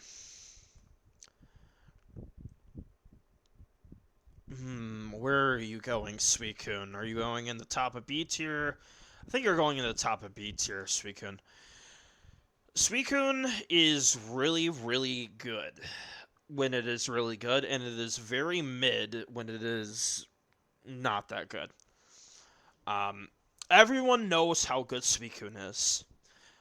There is a Suicune set that could potentially felt every team ever, but even though that's the case, the same thing could be said about Jirachi too, you know, and like DD or like T-Tar or like whatever. But Suicune is by far the most threatening Calm Minder in the entire tier. The whole reason why Bliss would ever even consider running Calm Mind is because, and it's only really one reason, it's because it beats Calm Mind Suicune. And once Calm Mind Suicune gets going and finds its momentum, there really isn't much, honestly, that can stop it. The whole reason why Explosion is so common on teams and why basically every single team ever created has an Explosion user, it's because of Suicune. Because if you don't have that option to just immediately remove it from the field or immediately threaten it with like Zapdos or just fuck around with like passive damage or whatever, you're done. You know, the only way to stop Suicune is to basically just felt it before it could get enough momentum to kill you. And unironically, the best Suicune counter in the game is like itself, because Suicune could take advantage of other Suicune and like phase it out or like whatever. The Suicune versus Suicune dynamic is one of the most tedious and like things like in the game, but it's also like one of the most important because Suicune is so good that the only way that you're beating Suicune is if you have a Zapdos, if you phase the motherfucker, or if you have a Calm Mind Bliss, or you just blow it up, and that's it. Because even if you do have those things, you might get felted anyway, because Suicune is that good. The only reason why it's not any higher, in my opinion, is because everyone that has played the game for a significant amount of time knows how to counter Suicune. They've prepared very, very well against it. Every team nowadays is super good into it. No team is just going to be like, oh, Suicune just came in and just sets up, it wins. Even teams that are, like, destroyed by Crokune, like, at least have a way to felt it. You know, or like they get destroyed by like one Suicune. They have a way to felt it, and they have a way to play around it and outposition it. But it's still Suicune, man. It's still very strong. It's still very good, and you're still going to use it because what the fuck else are you going? Nothing does what Suicune does. It's the only water type in the game that can just Calm Mind and then just destroy the opponent. Nothing else can do it. Not really. I mean, Slowbro? Who's using that fucking shit? Come on. So, yeah. Like Snorlax, Suicune is the face of sandless nonsense.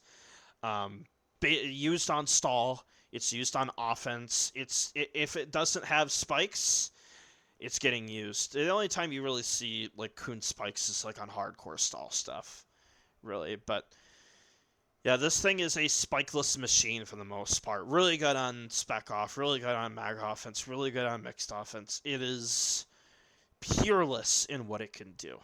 Really strong Pokemon. Speaking of really strong Pokemon, here's Swampert.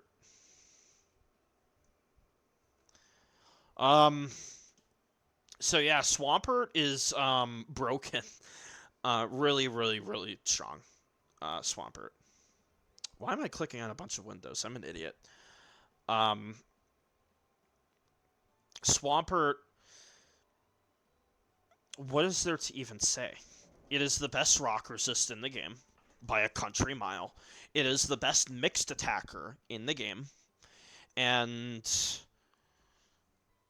it's just a complete demon. Like, the Swampert does have some really good counters. There are some really consistent ways to deal with it. But that being said, like this thing is a complete monster, offensively and defensive. There really isn't a Pokemon that is as good defensively as it is offensively, because the water ground is broken. It is ridiculous. Water ground is busted beyond belief, completely broken. Uh, it's kind of a shame that like the water ground typing in future gens is just used as an analog to do like toxic scald bullshit. Just the most boring, degenerate fucking gameplay imaginable. That's what like the typing is used for. It's not used in like the very interesting way that it's used in this generation where Swampert can do the toxic protects, mono attacker, mono water thing, but it could also be a Salic sweeper that completely annihilates you off of the face of the planet, which you're seeing a lot more of. I'm super happy that we're seeing like Salic Swampert. But like the pureless defensive, like utility perks, those are super strong, super good. The fast off perks, the ones that I use on special offense, those are super good. I love those because they outrun Claydol, they threaten and felt meta. Super, super good. And just like the ones that are like in between that have really good bulk and really good attack, those ones are super good too. Swampert is just a flawless, damn near flawless Pokemon. I mean, it's 4 times weak to grass, so it's technically not flawed. But listen, grass is fucking pathetic in Gen 3. And the only reason why things run grass moves in the first place is because if you give this thing offensive opportunities, you're done. It's over. You're felted. You're done. You're dead. Pert is so, so, so good that you would use an otherwise middling attacking type. Grass moves are pretty bad in Gen 3. The coverage just, doesn't really warrant it. But, like, you have to run Hidden Power Grass. You have to Felt Pert, because if you don't, Pert's going to kill you. So, there are plenty of Pokemon, Gengar, T-Tar, everything can run HP Grass and, like, hit Pert super hard. But even though that they're doing that, Pert is still the best water type in the game. By a country mile, it is. Pert is one of the best counters to T-Tar. Best counter in the game to T-Tar is Swampert. And that is a fact. Because it heals in sand, it can consistently OHKO T-Tar and threaten it, and it's one of the best arrow counters in the game, one of the best Metagross counters in the game. It also answers Salamence very well, Flygon very well. It beats so many physical attackers and just beats so many Pokemon that it has to go at the top of A tier. The only reason why it's not S tier is because Pert is slow. Pert does have like weaknesses. It can't really use that attack stat as fully as it wants to, so it can't be used in like the shit that it uses in Gen 4. And like teams are so well prepared for it that sometimes Pert can't really do as much. Because like there's a Boldcoon or there's a Milo, but even still, this Pokemon is borderline S tier. It is at the very, very top of A. And it is the best water type, best ground type, best mixed, just best everything, really. Pert is so strong. It's so good. But remember how I said that there was one more S tier in this game? You all know what it is.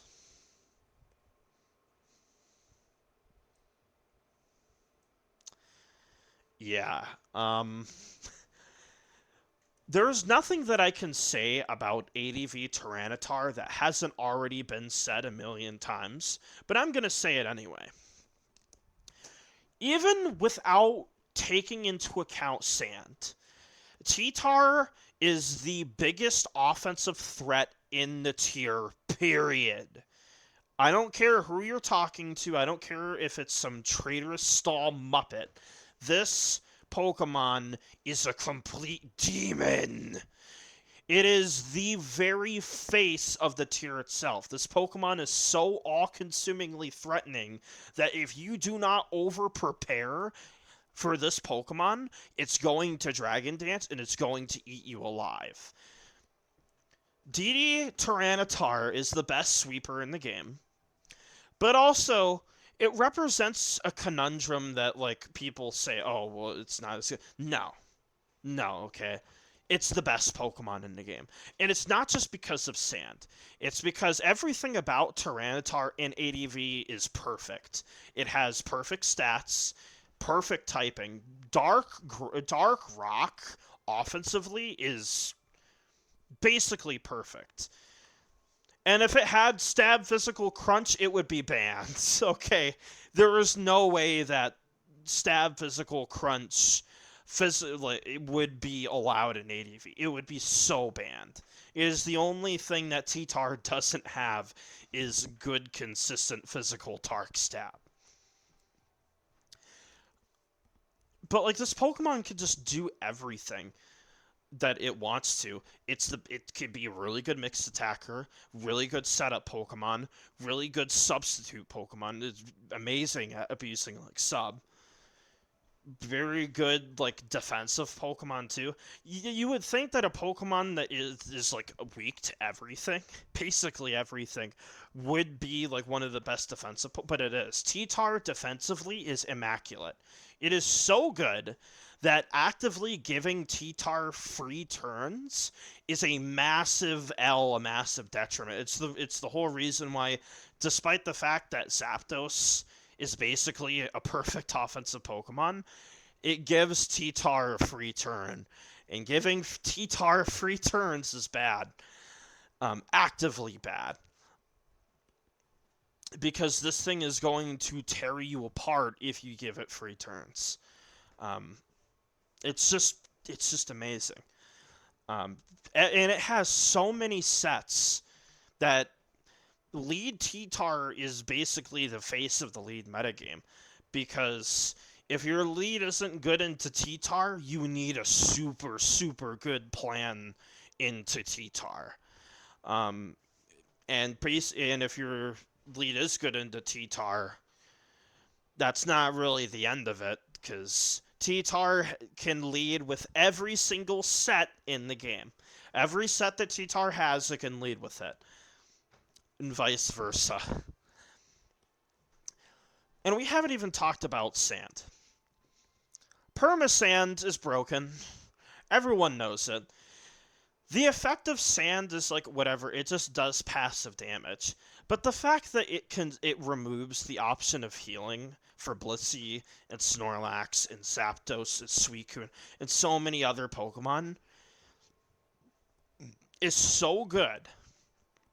It is so meta-defining that there is no future where this Pokemon isn't the best.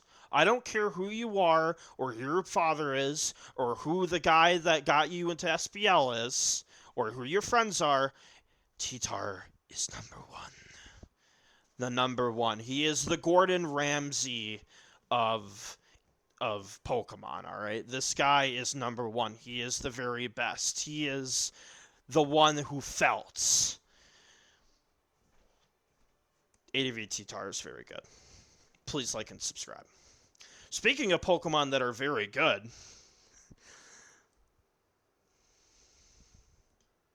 hi Zapdos. So, as a special offense connoisseur, I could definitively say that Zapdos is completely broken. When this thing is good and goes off, this Zapdos will just tear you to shreds. Because this Pokemon basically has a perfect typing. Electric Flying basically has no flaws. It's weak to rock and it's weak to ice. But Zapdos has amazing, legendary, god-tier stats. And this Pokemon has been good since day one. I think the only time it has ever been UU ever is in Gen 5. And it's been OU, I think, in every single gen afterward. Because it's just that good. Zapdos has always done... Now, truth be told, Zapdos is not doing the immortal god shenanigans that it does in Gens 4 and beyond, where it just doesn't die ever. It's more so a Pokemon that just threatens everything. It's a lot like Off Me in the sense where it just beats every... If you're not T-Tar and you're not Bliss, you're threatened by this thing in some way. Even Pokemon that you would think are super good into it, like Celebi and Arrow and like Raikou and Jolt, it has ways of felting them very severely. Zapdos can potentially felt everything. It has that Salamence quality where nothing is truly safe against Zapdos. Because even if you can check Zapdos, it perfectly enables its teammates that could come in and just kill you. And then once the opponent is significantly weakened, Zapdos just comes in and just finishes them off with ruthless efficiency. There's also something to be said about the fact that Zapdos literally fits on everything. It's a quality that I forgot to mention with T-Tar. T-Tar literally fits on everything. Zapdos, I think more so, I think it's tied with Metagross on how much it actually fits on. Zapdos quite literally fits on every single style in ADV, like Metagross. Both of them literally fit on everything. But Zapdos even more so because it can do, like, defensive bullshit. And defensive Zapdos is really good. Whether if it's, like, the Rest Warrior Sleep Talk set, or Evil Zap, which is, fulfilling its namesake, so to speak. Or if it's just, like, plain old, like, offensive Zapdos that just comes in and tears you to shreds. Zapdos is really good. It is also the best possible way to threaten Skarmory. If you want to threaten Skarmory, you use Zapdos. If you want to threaten water types, you use Zapdos. If you want to threaten the opponent in general, you use Zapdos. Because this thing offensively is basically perfect. It gets every opportunity on planet Earth to come in over and over and over and over again and click Thunderbolt and Hidden Power and kill you. And you can't stop it. You can't stop it. Zapdos is going to come in. It's going to kill something. It's almost impossible to stop Zapdos from killing something. It's probably going to happen. Oh, you have a Blissey? Well, Zapdos' baton pass to Dugtrio. See you later, bitch. No more Blissey for you. Oh, Claydol? I just subbed on your Claydol, and now your Claydol has to kill itself. You're dead. Oh, you're trying to be cute with Aerodactyl and Choice Band Pokemon? I just used Protect, and I substituted on the Switch. You're dead. Zapdos is really good. We have covered all of the OU Pokemon on the list, and we're not even done yet. Because now we have to talk about the BL Pokemon. Now, I'm not going to list every BL Pokemon because some of them are just very whatever. Some of them just are not worth mentioning at all. But we'll mention the majority of them. And we'll talk about the majority of them. The first one we're going to talk about is Alakazam. It's going in D tier. Our very first D tier Pokemon is Alakazam. So Alakazam offensively, obviously, is really good. Amazing speed, very powerful. Alakazam's biggest issue isn't its moves, isn't its offensive capabilities.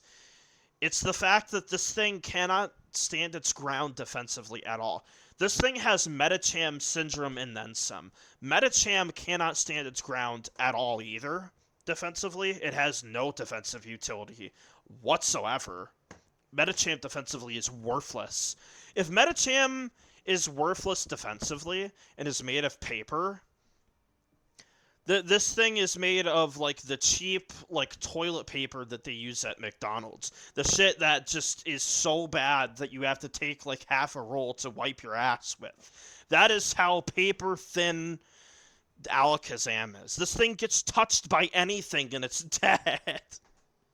Which is a big problem when like your whole thing because ADV is not at all a frail metagame.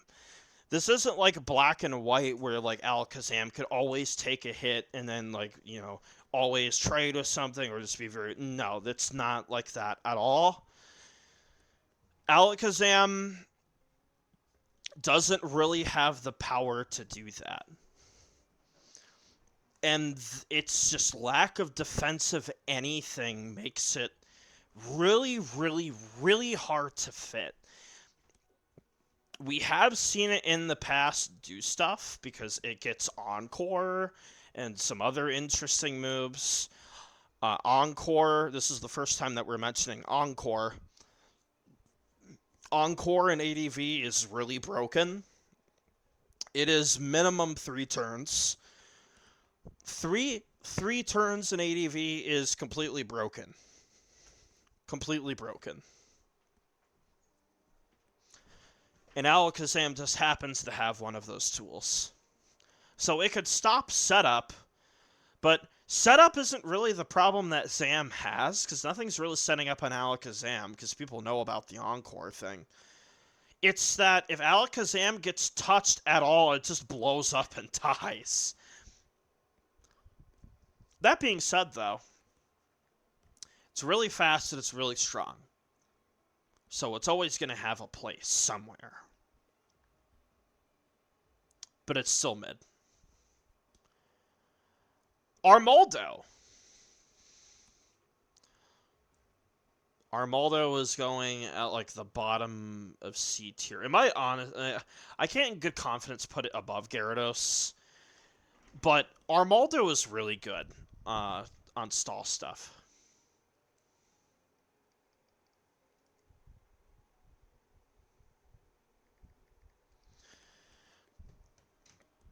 So Armaldo has probably one of the best types in the game. I know that might be a hot take, but Bug Rock is actually really good. The Rock typing actually fixes a lot of the issues that Bug has. Bug is weak to flying and fire. Rock felts those things. But Armaldo really isn't like an offensive Pokemon, obviously. It is a defensive Pokemon in ADV that does defensive Pokemon stuff. Because Armaldo has insultingly bad speed, base 35. I think it's like the same as Snorlax. Its speed is really, really, really bad. But its typing is unique enough that it could do like defensive Pokemon stuff. It could function as a lax check. It could check like some of the Pixies. It could check Zapdos. It could check Immense, although not that well. And it has access to Rapid Spin and Knockoff. 90% of the time, it's using Knockoff, because Knockoff is... It has really low distribution. And also, this is the first time we're talking about ADV Knockoff. Armaldo, in my opinion, is the best user of ADV Knockoff, because it actively lures in really good targets for Knockoff, like Steel types, and like Swampert, and stuff like that, and like Skarmory. Unlike Hariyama, who's like a fake user of it, and Hariyama teams kind of suck, Armaldo teams are actively really good. They're just really specific. You're only using Armaldo on stall, and that's really it. You are only seeing Armaldo on stall, or if the user named Jonold is using it, and ABR. A lot of like defensive Pokemon are... ABR is going to be mentioned in some way, because ABR is tied to a lot of like the stall stuff. So is Jonold. As much as I've been like, I haven't really been felting them, but I've been kind of like dissing them because I don't use like stall stuff. A lot of like stall styles, like innovation wise, like recent innovation, have been because of Jonold and ABR. And a lot of like these Pokemon on defensive teams wouldn't be seeing like the use they are using today or seeing today without those players. So Romaldo is really good on those one or two teams that it fits on. Articuno. Here's a Pokemon that's not that good. D tier. Articuno fits on like one or two teams ever and is mediocre as fuck. Because, surprise, surprise, the concept of a defensive ice type is not that good. Ice flying defensively is a joke. It's weak to everything. Articuno can be annoying, but at the same time, it's passive as fuck. It has no moves. It has Ice Beam, and that's basically it when it comes to attacking. Because what Articuno is going to be doing is roaring and heal belling and resting, and really that's it. And a lot of the time, that isn't doing anything. It used to be a lot better back in the day when it was able to use its Sleep Talk set. Sleep Talk Articuno was actually really good, but then the dreaded ADV Sleep Talk mechanics were found, and every Sleep Talk Pokemon was super nerfed.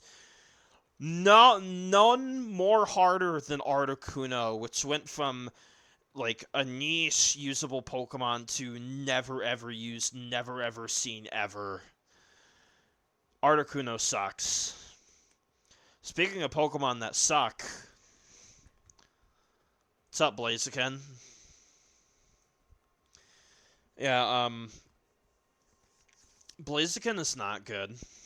Now you would think, Darth Tyros. Firefighting is really good offensively. And I'm not here to doubt its offensive capabilities, not at all.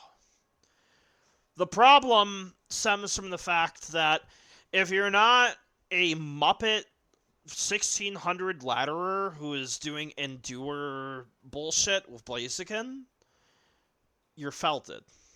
Because you're using Blaziken, which has no, like, here's the thing about the fighting types in ADV. None of them really have, like, good defensive utility, but they, at least Heracross can switch into Earthquake. At least Heracross has Bulk. Blaziken has none of that. None. It just dies. Like, oh, you could switch into Blissey once and then get T-waved and then do nothing. Wow, that's awesome. Or if you're humanoid numbers, you can sub a Blaziken and then win a few times. I don't really have anything good to say about Blaziken because for those who play draft and know what happens, you know why I don't like Blaziken. I'm not going to discuss it here, but anytime Blaziken comes up in the context of ADV, I'm always thinking about the Darth Tyros River game. And all I'm saying is if it was Houndoom, it wouldn't have missed.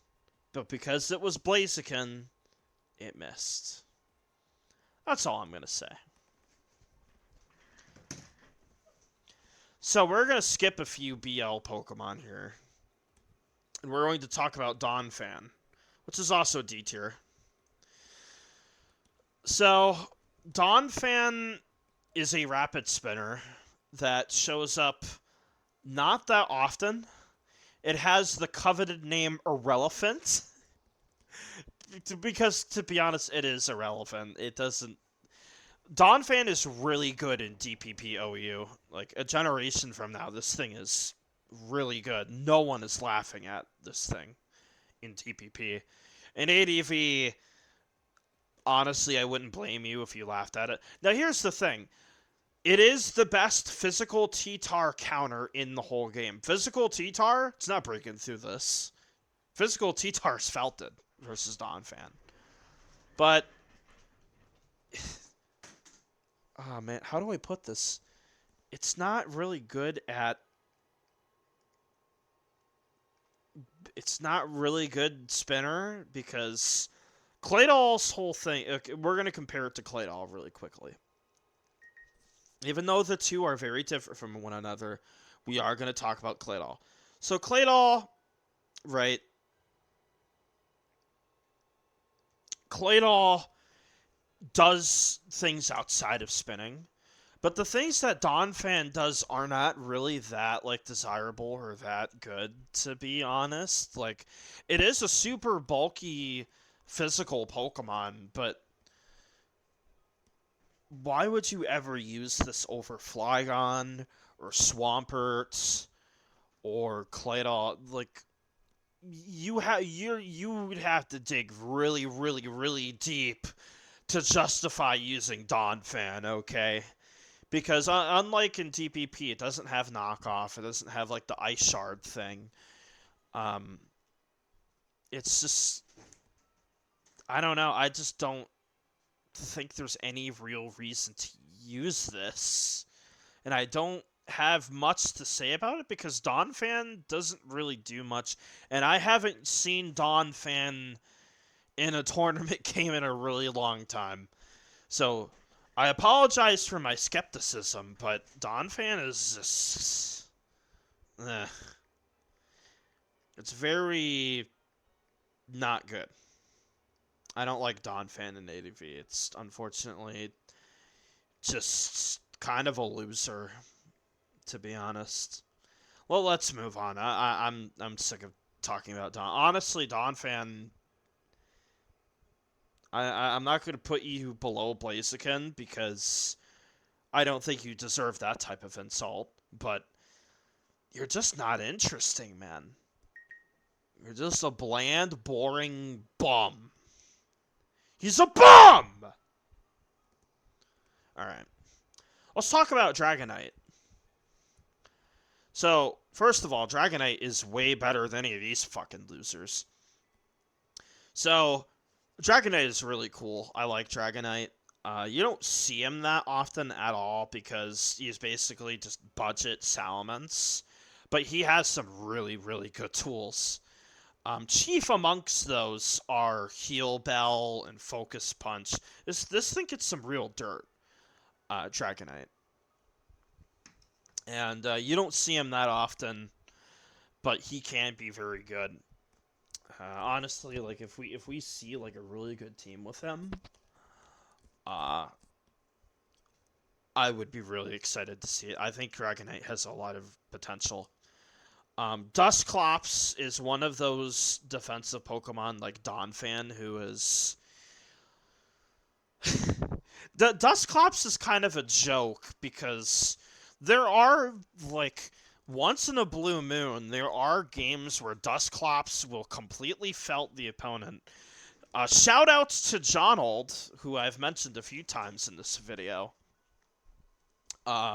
Jonold recently got an SPL win with Dusclops, and he used Curse Dusclops, and I don't know what the purpose. It was like mean look Curse Dusclops. It was some really interesting tech, but Dusclops traditionally has used like an Imprison set, so if Snorlax attempts to hit it, it felt Snorlax like completely, and also just. It's just very annoying, like, because it has Will-O-Wisp, it rests, it has pressure, but at the same time, it's also very, very pathetic. There are many games I've had on ladder where Dusclops just gets flinched to death and just completely just felted, and it's really embarrassing for Dusclops. And the amount of times where I've seen this thing just be not good, as opposed to the times where I'm like, yeah, this thing is, like, legit. But it really isn't. Like, it's... it's 9 times out of 10, Dustclops sucks. But there is that time where Dustclops, like, will just felt the opponent. Okay, I know some people are upset I'm going to skip Entei.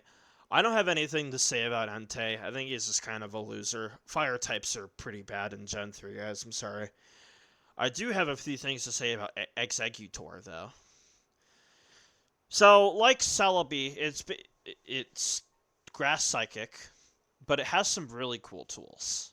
Executor in general is really good. It's really cool. It's not really good, but conceptually it's really cool. It has sleep, it has explosion.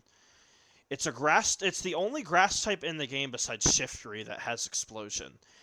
And it almost redeems the fact that it is a grass type, because why use grass type moves when you could just boom? I think conceptually that's really cool. Hasn't really been used recently, to my knowledge, but the fact that it can do these things means that it might honestly have a place on like a spikeless build somewhere. Now we're going to talk about Hariyama, who's one of the last fighting types we're going to be talking about. Not the very last one, but it's one of the last ones we're going to talk about. So Hariyama, I would say, would probably go like right here in like the C tier. So Hariyama's entire thing is that it is a super fat fighting type that uses knockoff. And that's really it. If you expected there to be a more deep analysis of it, there really isn't much to Hariyama. People used to value knockoff a lot more back in the day. I don't really, because ADV knockoff, here's the thing about knockoff, is that in Gen 4, the knockoff users are Gliscor and Empoleon and Clefable. Hariyama is not DPP Clefable, okay? Hariyama is ADV Hariyama, who is... It's okay. I do think that the appeal of a defensive fighting type is certainly there. You know, because it could switch into T-Tar pretty much all day.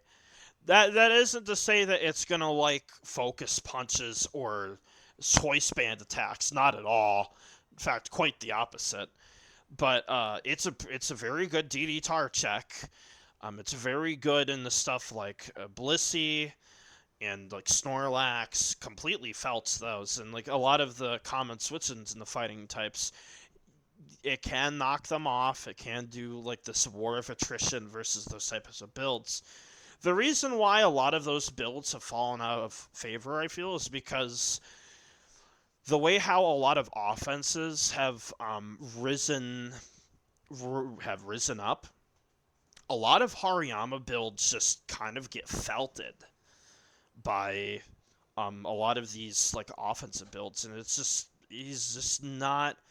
It just doesn't hit like it used to. Like back in the day, Hariyama was a lot better because the metagame was just a complete, like, offense wasn't, like, seen in very high regard by a lot of people, and it was just a very overall slower metagame.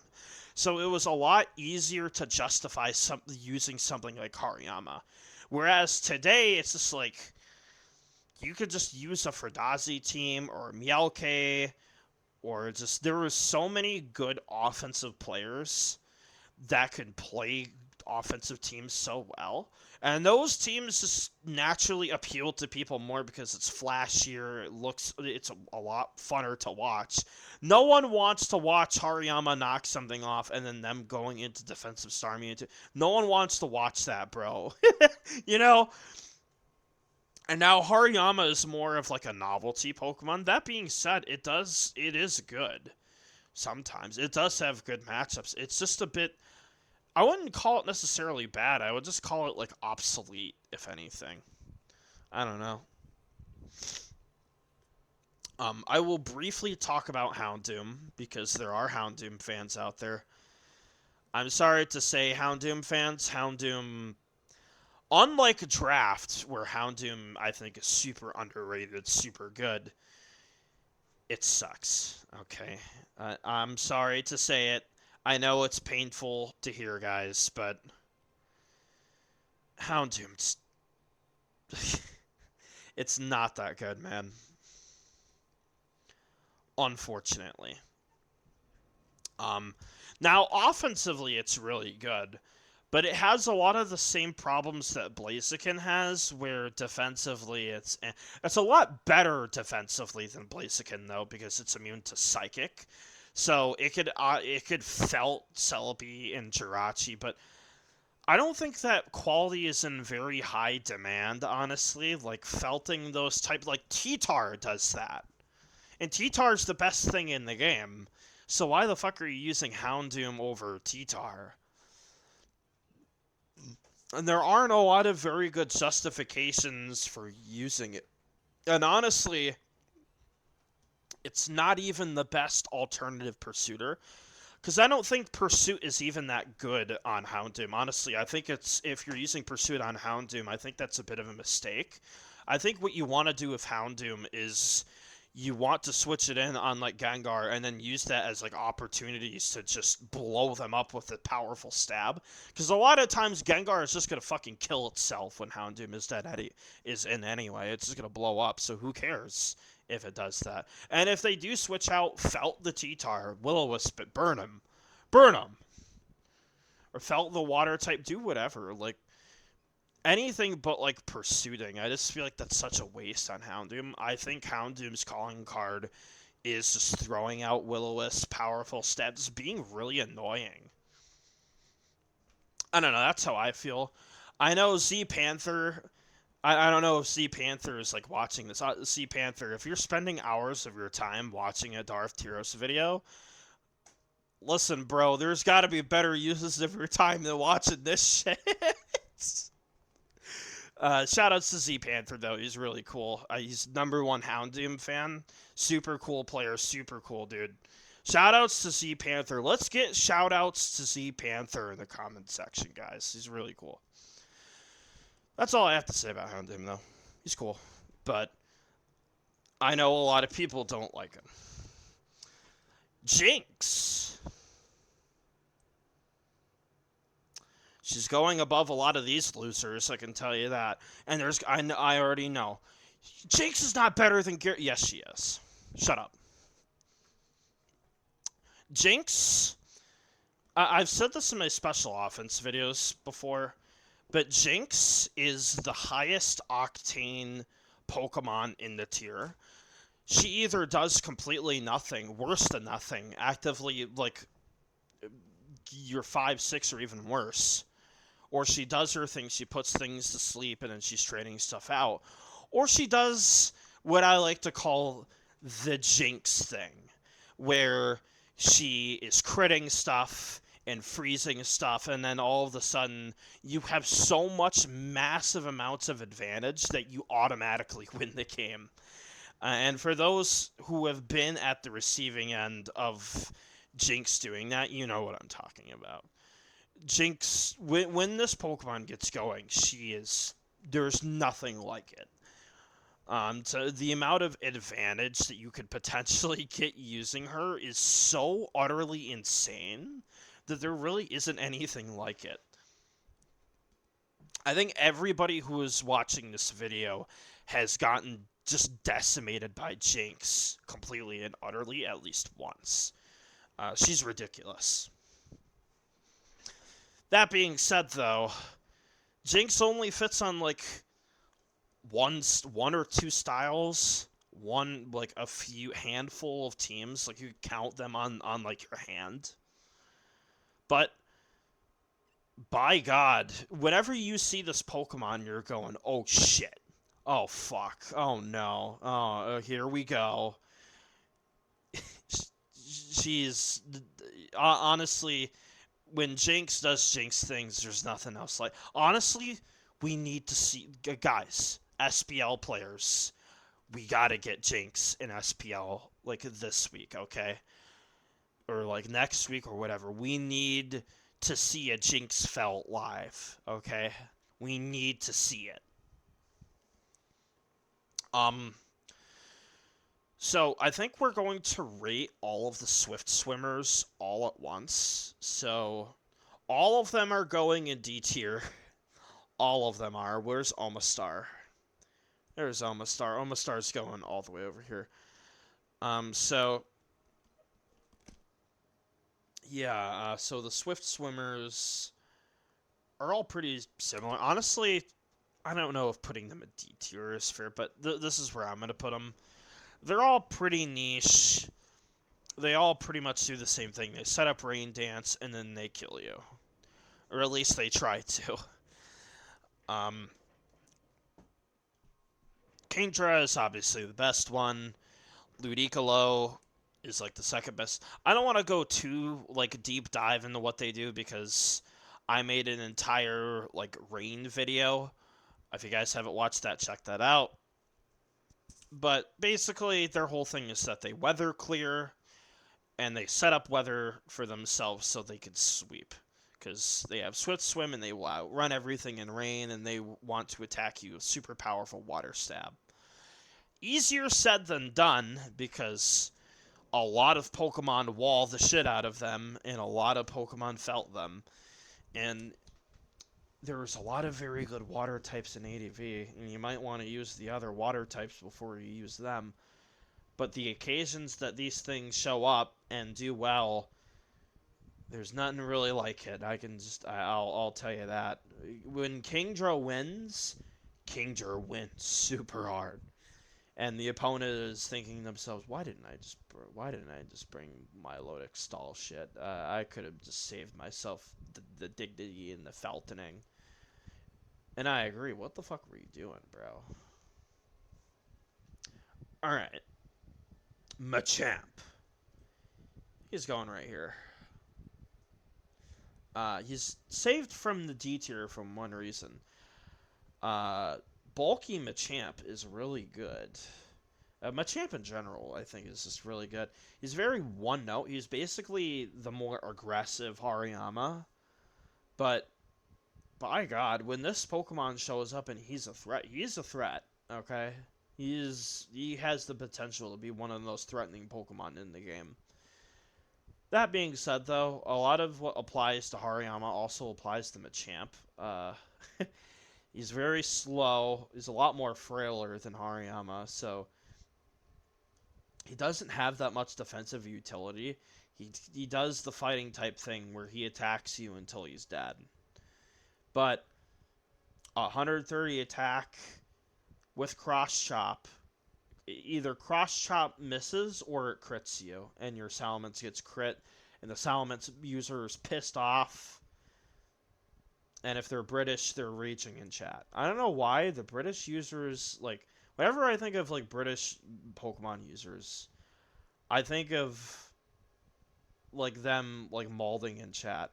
I think it's just because I'm thinking of Water Mess, and, like, whenever Water Mess played, he would get so fucking mad in chat. Same thing with Voyager. Voyager would sometimes self-felt in chat, too. And it was really funny whenever they did it. I'm not shit-talking those users. Those guys are really, really cool people. I love Voyager and Water Mess. But it's just really funny. I just associate, like, Machamp with them getting felted. But yeah, Machamp is cool.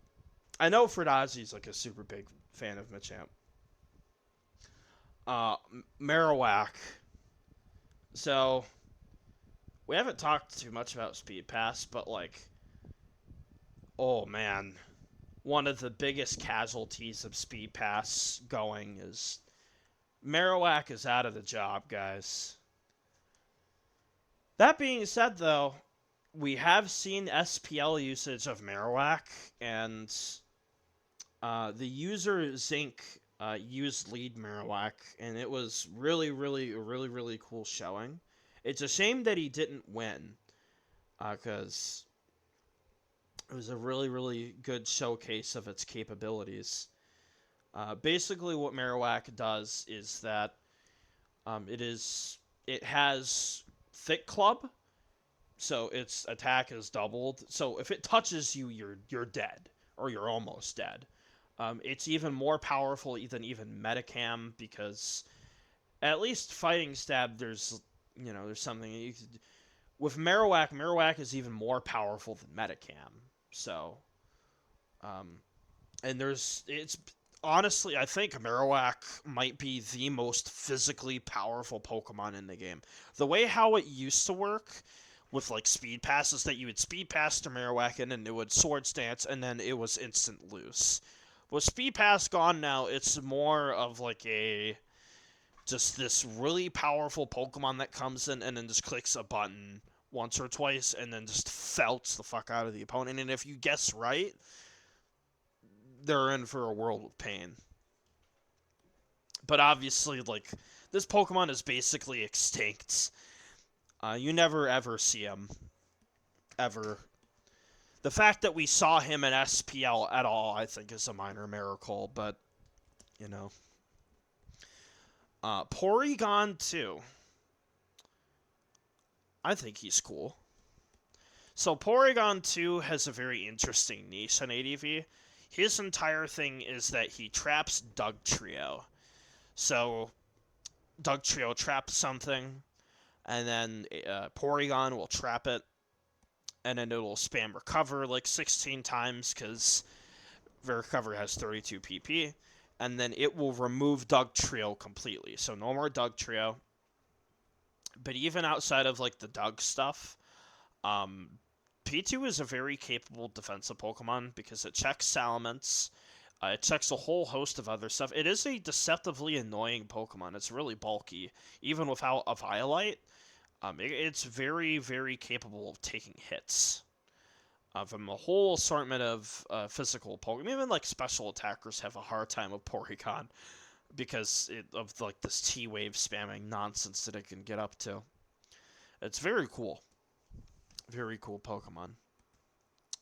Raikou. Oh god. So Raikou is good at going to like the bottom of B tier. It is better than Jolteon in my opinion. I think in recent years, I think Raikou honestly might be able to rise into OU. I'm honestly surprised that it hasn't risen by usage.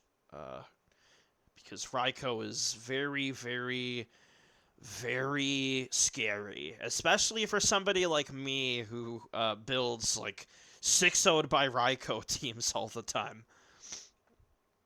This Pokemon is a real threat and a half. It has some very significant weaknesses, particularly to like, it's weak to Doug, it's revenge killed by Arrow.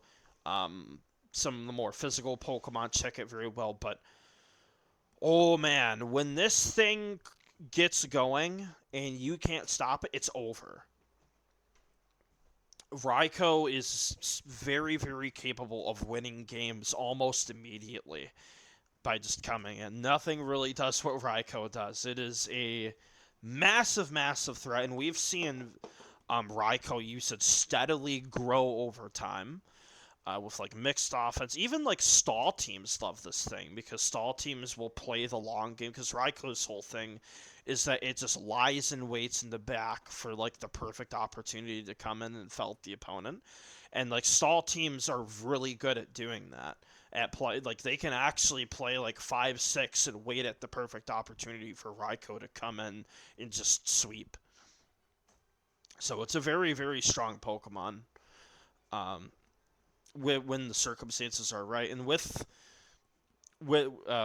better understanding of team building, with like mixed offense and stall, and like even special offense, because special offense could utilize Raikou very well. It just keeps getting better and better and better, and it's really cool to see like Raikou rise. Honestly, like I think that it is deserving of it because it is really, really good. Regice. Regice is really cool. I definitely think that as like a defensive Pokemon, but Regice is definitely a very capable. Um, you don't really see it that often anymore, but especially because it is an ice type, and as we've been talking about in this video, ice type is really bad defensively. It's so bad, guys. I'm like I I can't really put it to words how fucking bad ice typing is. It's a joke, okay? It is not good defensively, and while Regice is this is probably the best that Regice ever is in ADV, and Regice definitely can be very good. It has very significant weaknesses. It's weak to every form of passive damage. It's weak to rock. It's weak to steel. You know, the top tier Pokemon. Like if we look at like just the top tiers, T-Tar, Metagross, Blissey, they're felting Regice. Okay, Snorlax looks at Regice and laughs. Laughs. That being said, I wouldn't completely dismiss Regice. It can be super good, for sure. I just think that it's, especially nowadays, its weaknesses are, very significant. Regirock, I'd honestly put at the top of, right next to Jolteon, at the top of C tier. Honestly, now that I'm thinking about it, I don't think Jolt really belongs here. I think Jolt is more of a B tier, honestly, like at the bottom of B. I don't know. Jolt just seems so much better than all of these guys in C tier. Way better. But Regirock is super cool. Honestly, it's pretty one note. Regirock's whole thing is that it uses Thunder Wave and Explosion. It's basically rock type Metagross. But it functions very differently from Metagross because the Pokemon that are immune to T-Wave get boomed on, and Regirock has opened the door for a lot of like these really cool like beat down Scarm styles, and Regirock is the face of those because Scarm does not at all want to deal with Regirock's para-flinch rock slide shenanigans. So it's very annoying, Regirock. But I like it a lot. It's really cool, Regirock. Okay, so oh god, Registeel. Okay, um, oh man. So, where do I put you, Registeel? Honestly, I'll put you right here. So Registeel in recent years has gone up a lot with like usage, but uh, it is only very recently through mixed offense and stall that Registeel has really come into its own. This Pokemon is ridiculous. So Registeel's whole thing is that you cannot kill this thing in one hit. It's impossible. It's basically invincible. Its entire thing is that it T-waves you and it will trade. It's going to trade with something, okay? And at worst, it's gonna get a 2-for-1. This thing is basically immortal. It does not die. It doesn't. Like, there is no way you can OHKO. Like, unless you are Moltres using Overheat, you are not OHKOing this, or you're Marowak. There's only 2 Pokemon in the game that can OHKO Registeel.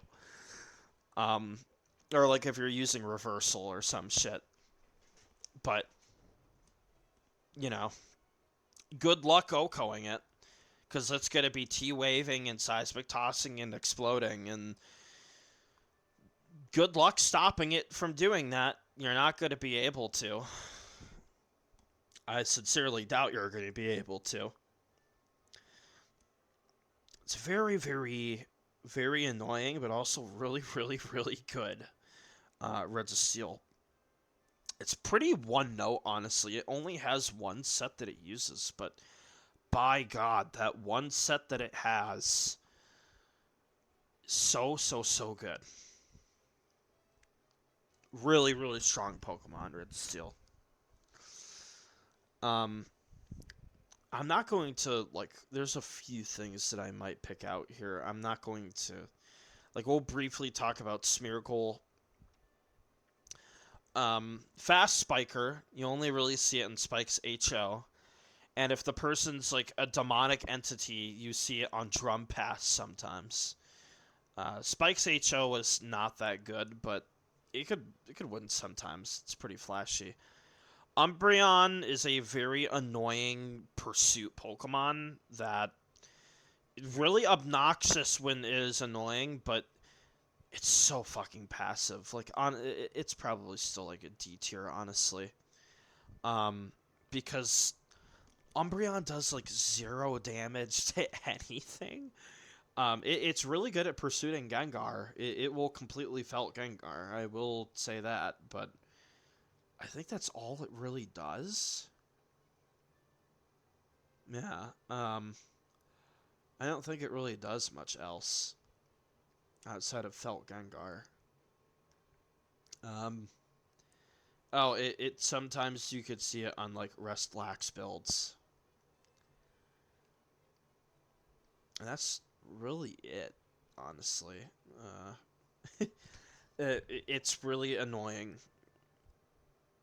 Uh, Vaporeon, my favorite water type in OU. It's definitely going in C tier, but Vaporeon took a little bit of a hit with the Speed Pass nerf because it can no longer Salic Pass, but oh man, there nothing like Vaporeon hits like a truck, especially with like the Mystic Water set. Good luck switching into it. It's really annoying on special offense. And even outside of special offense, like Wish Vaporeon is really, really, really good. It's a very specific, but it's also one of the best Suicune counters in the game because it just switches in and just completely felts it. Is there anything else here that I want to talk about? Venusaur. Unfortunately, he sucks. Um, all of the grass type issues. The same thing goes for Sceptile too. Sceptile is kind of a loser. Um, the issues that plague Celebi absolutely plague Sceptile.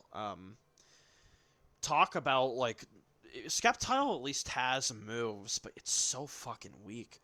And like yeah, it could do like the Leech Seed Endeavor stuff. That's cute, but it's often like super underwhelming. Uh, you never really see Sceptile. Venusaur sucks too, unfortunately. I love Venusaur, especially like in draft formats, but um, Venusaur is just very underwhelming in OU play, unfortunately. And I don't know if there's anything else I want to talk about like, here. I guess I'll talk about Slaking. So, Slaking or Slacking, whatever the fuck it's called. Um, its whole thing is that really high attack. So, it's basically the polar opposite of Marowak, where it will outrun most things and it will probably kill them, but Truant is so dog shit that it might not do that. Truant is really, really, really bad, so basically forced to skip your turn every time that it comes in is really bad drawback. But if you can somehow fit Slaking and, you know, it has been used in the past, it might be able to work. But um, I think that's it. This is I think I've been going on for like several hours now, and my brain is cooked. I definitely need something to eat. That's all I could say. But this is my 2026 tier list. I think I'm gonna make some final adjustments. I think Gyarados is gonna go like right here.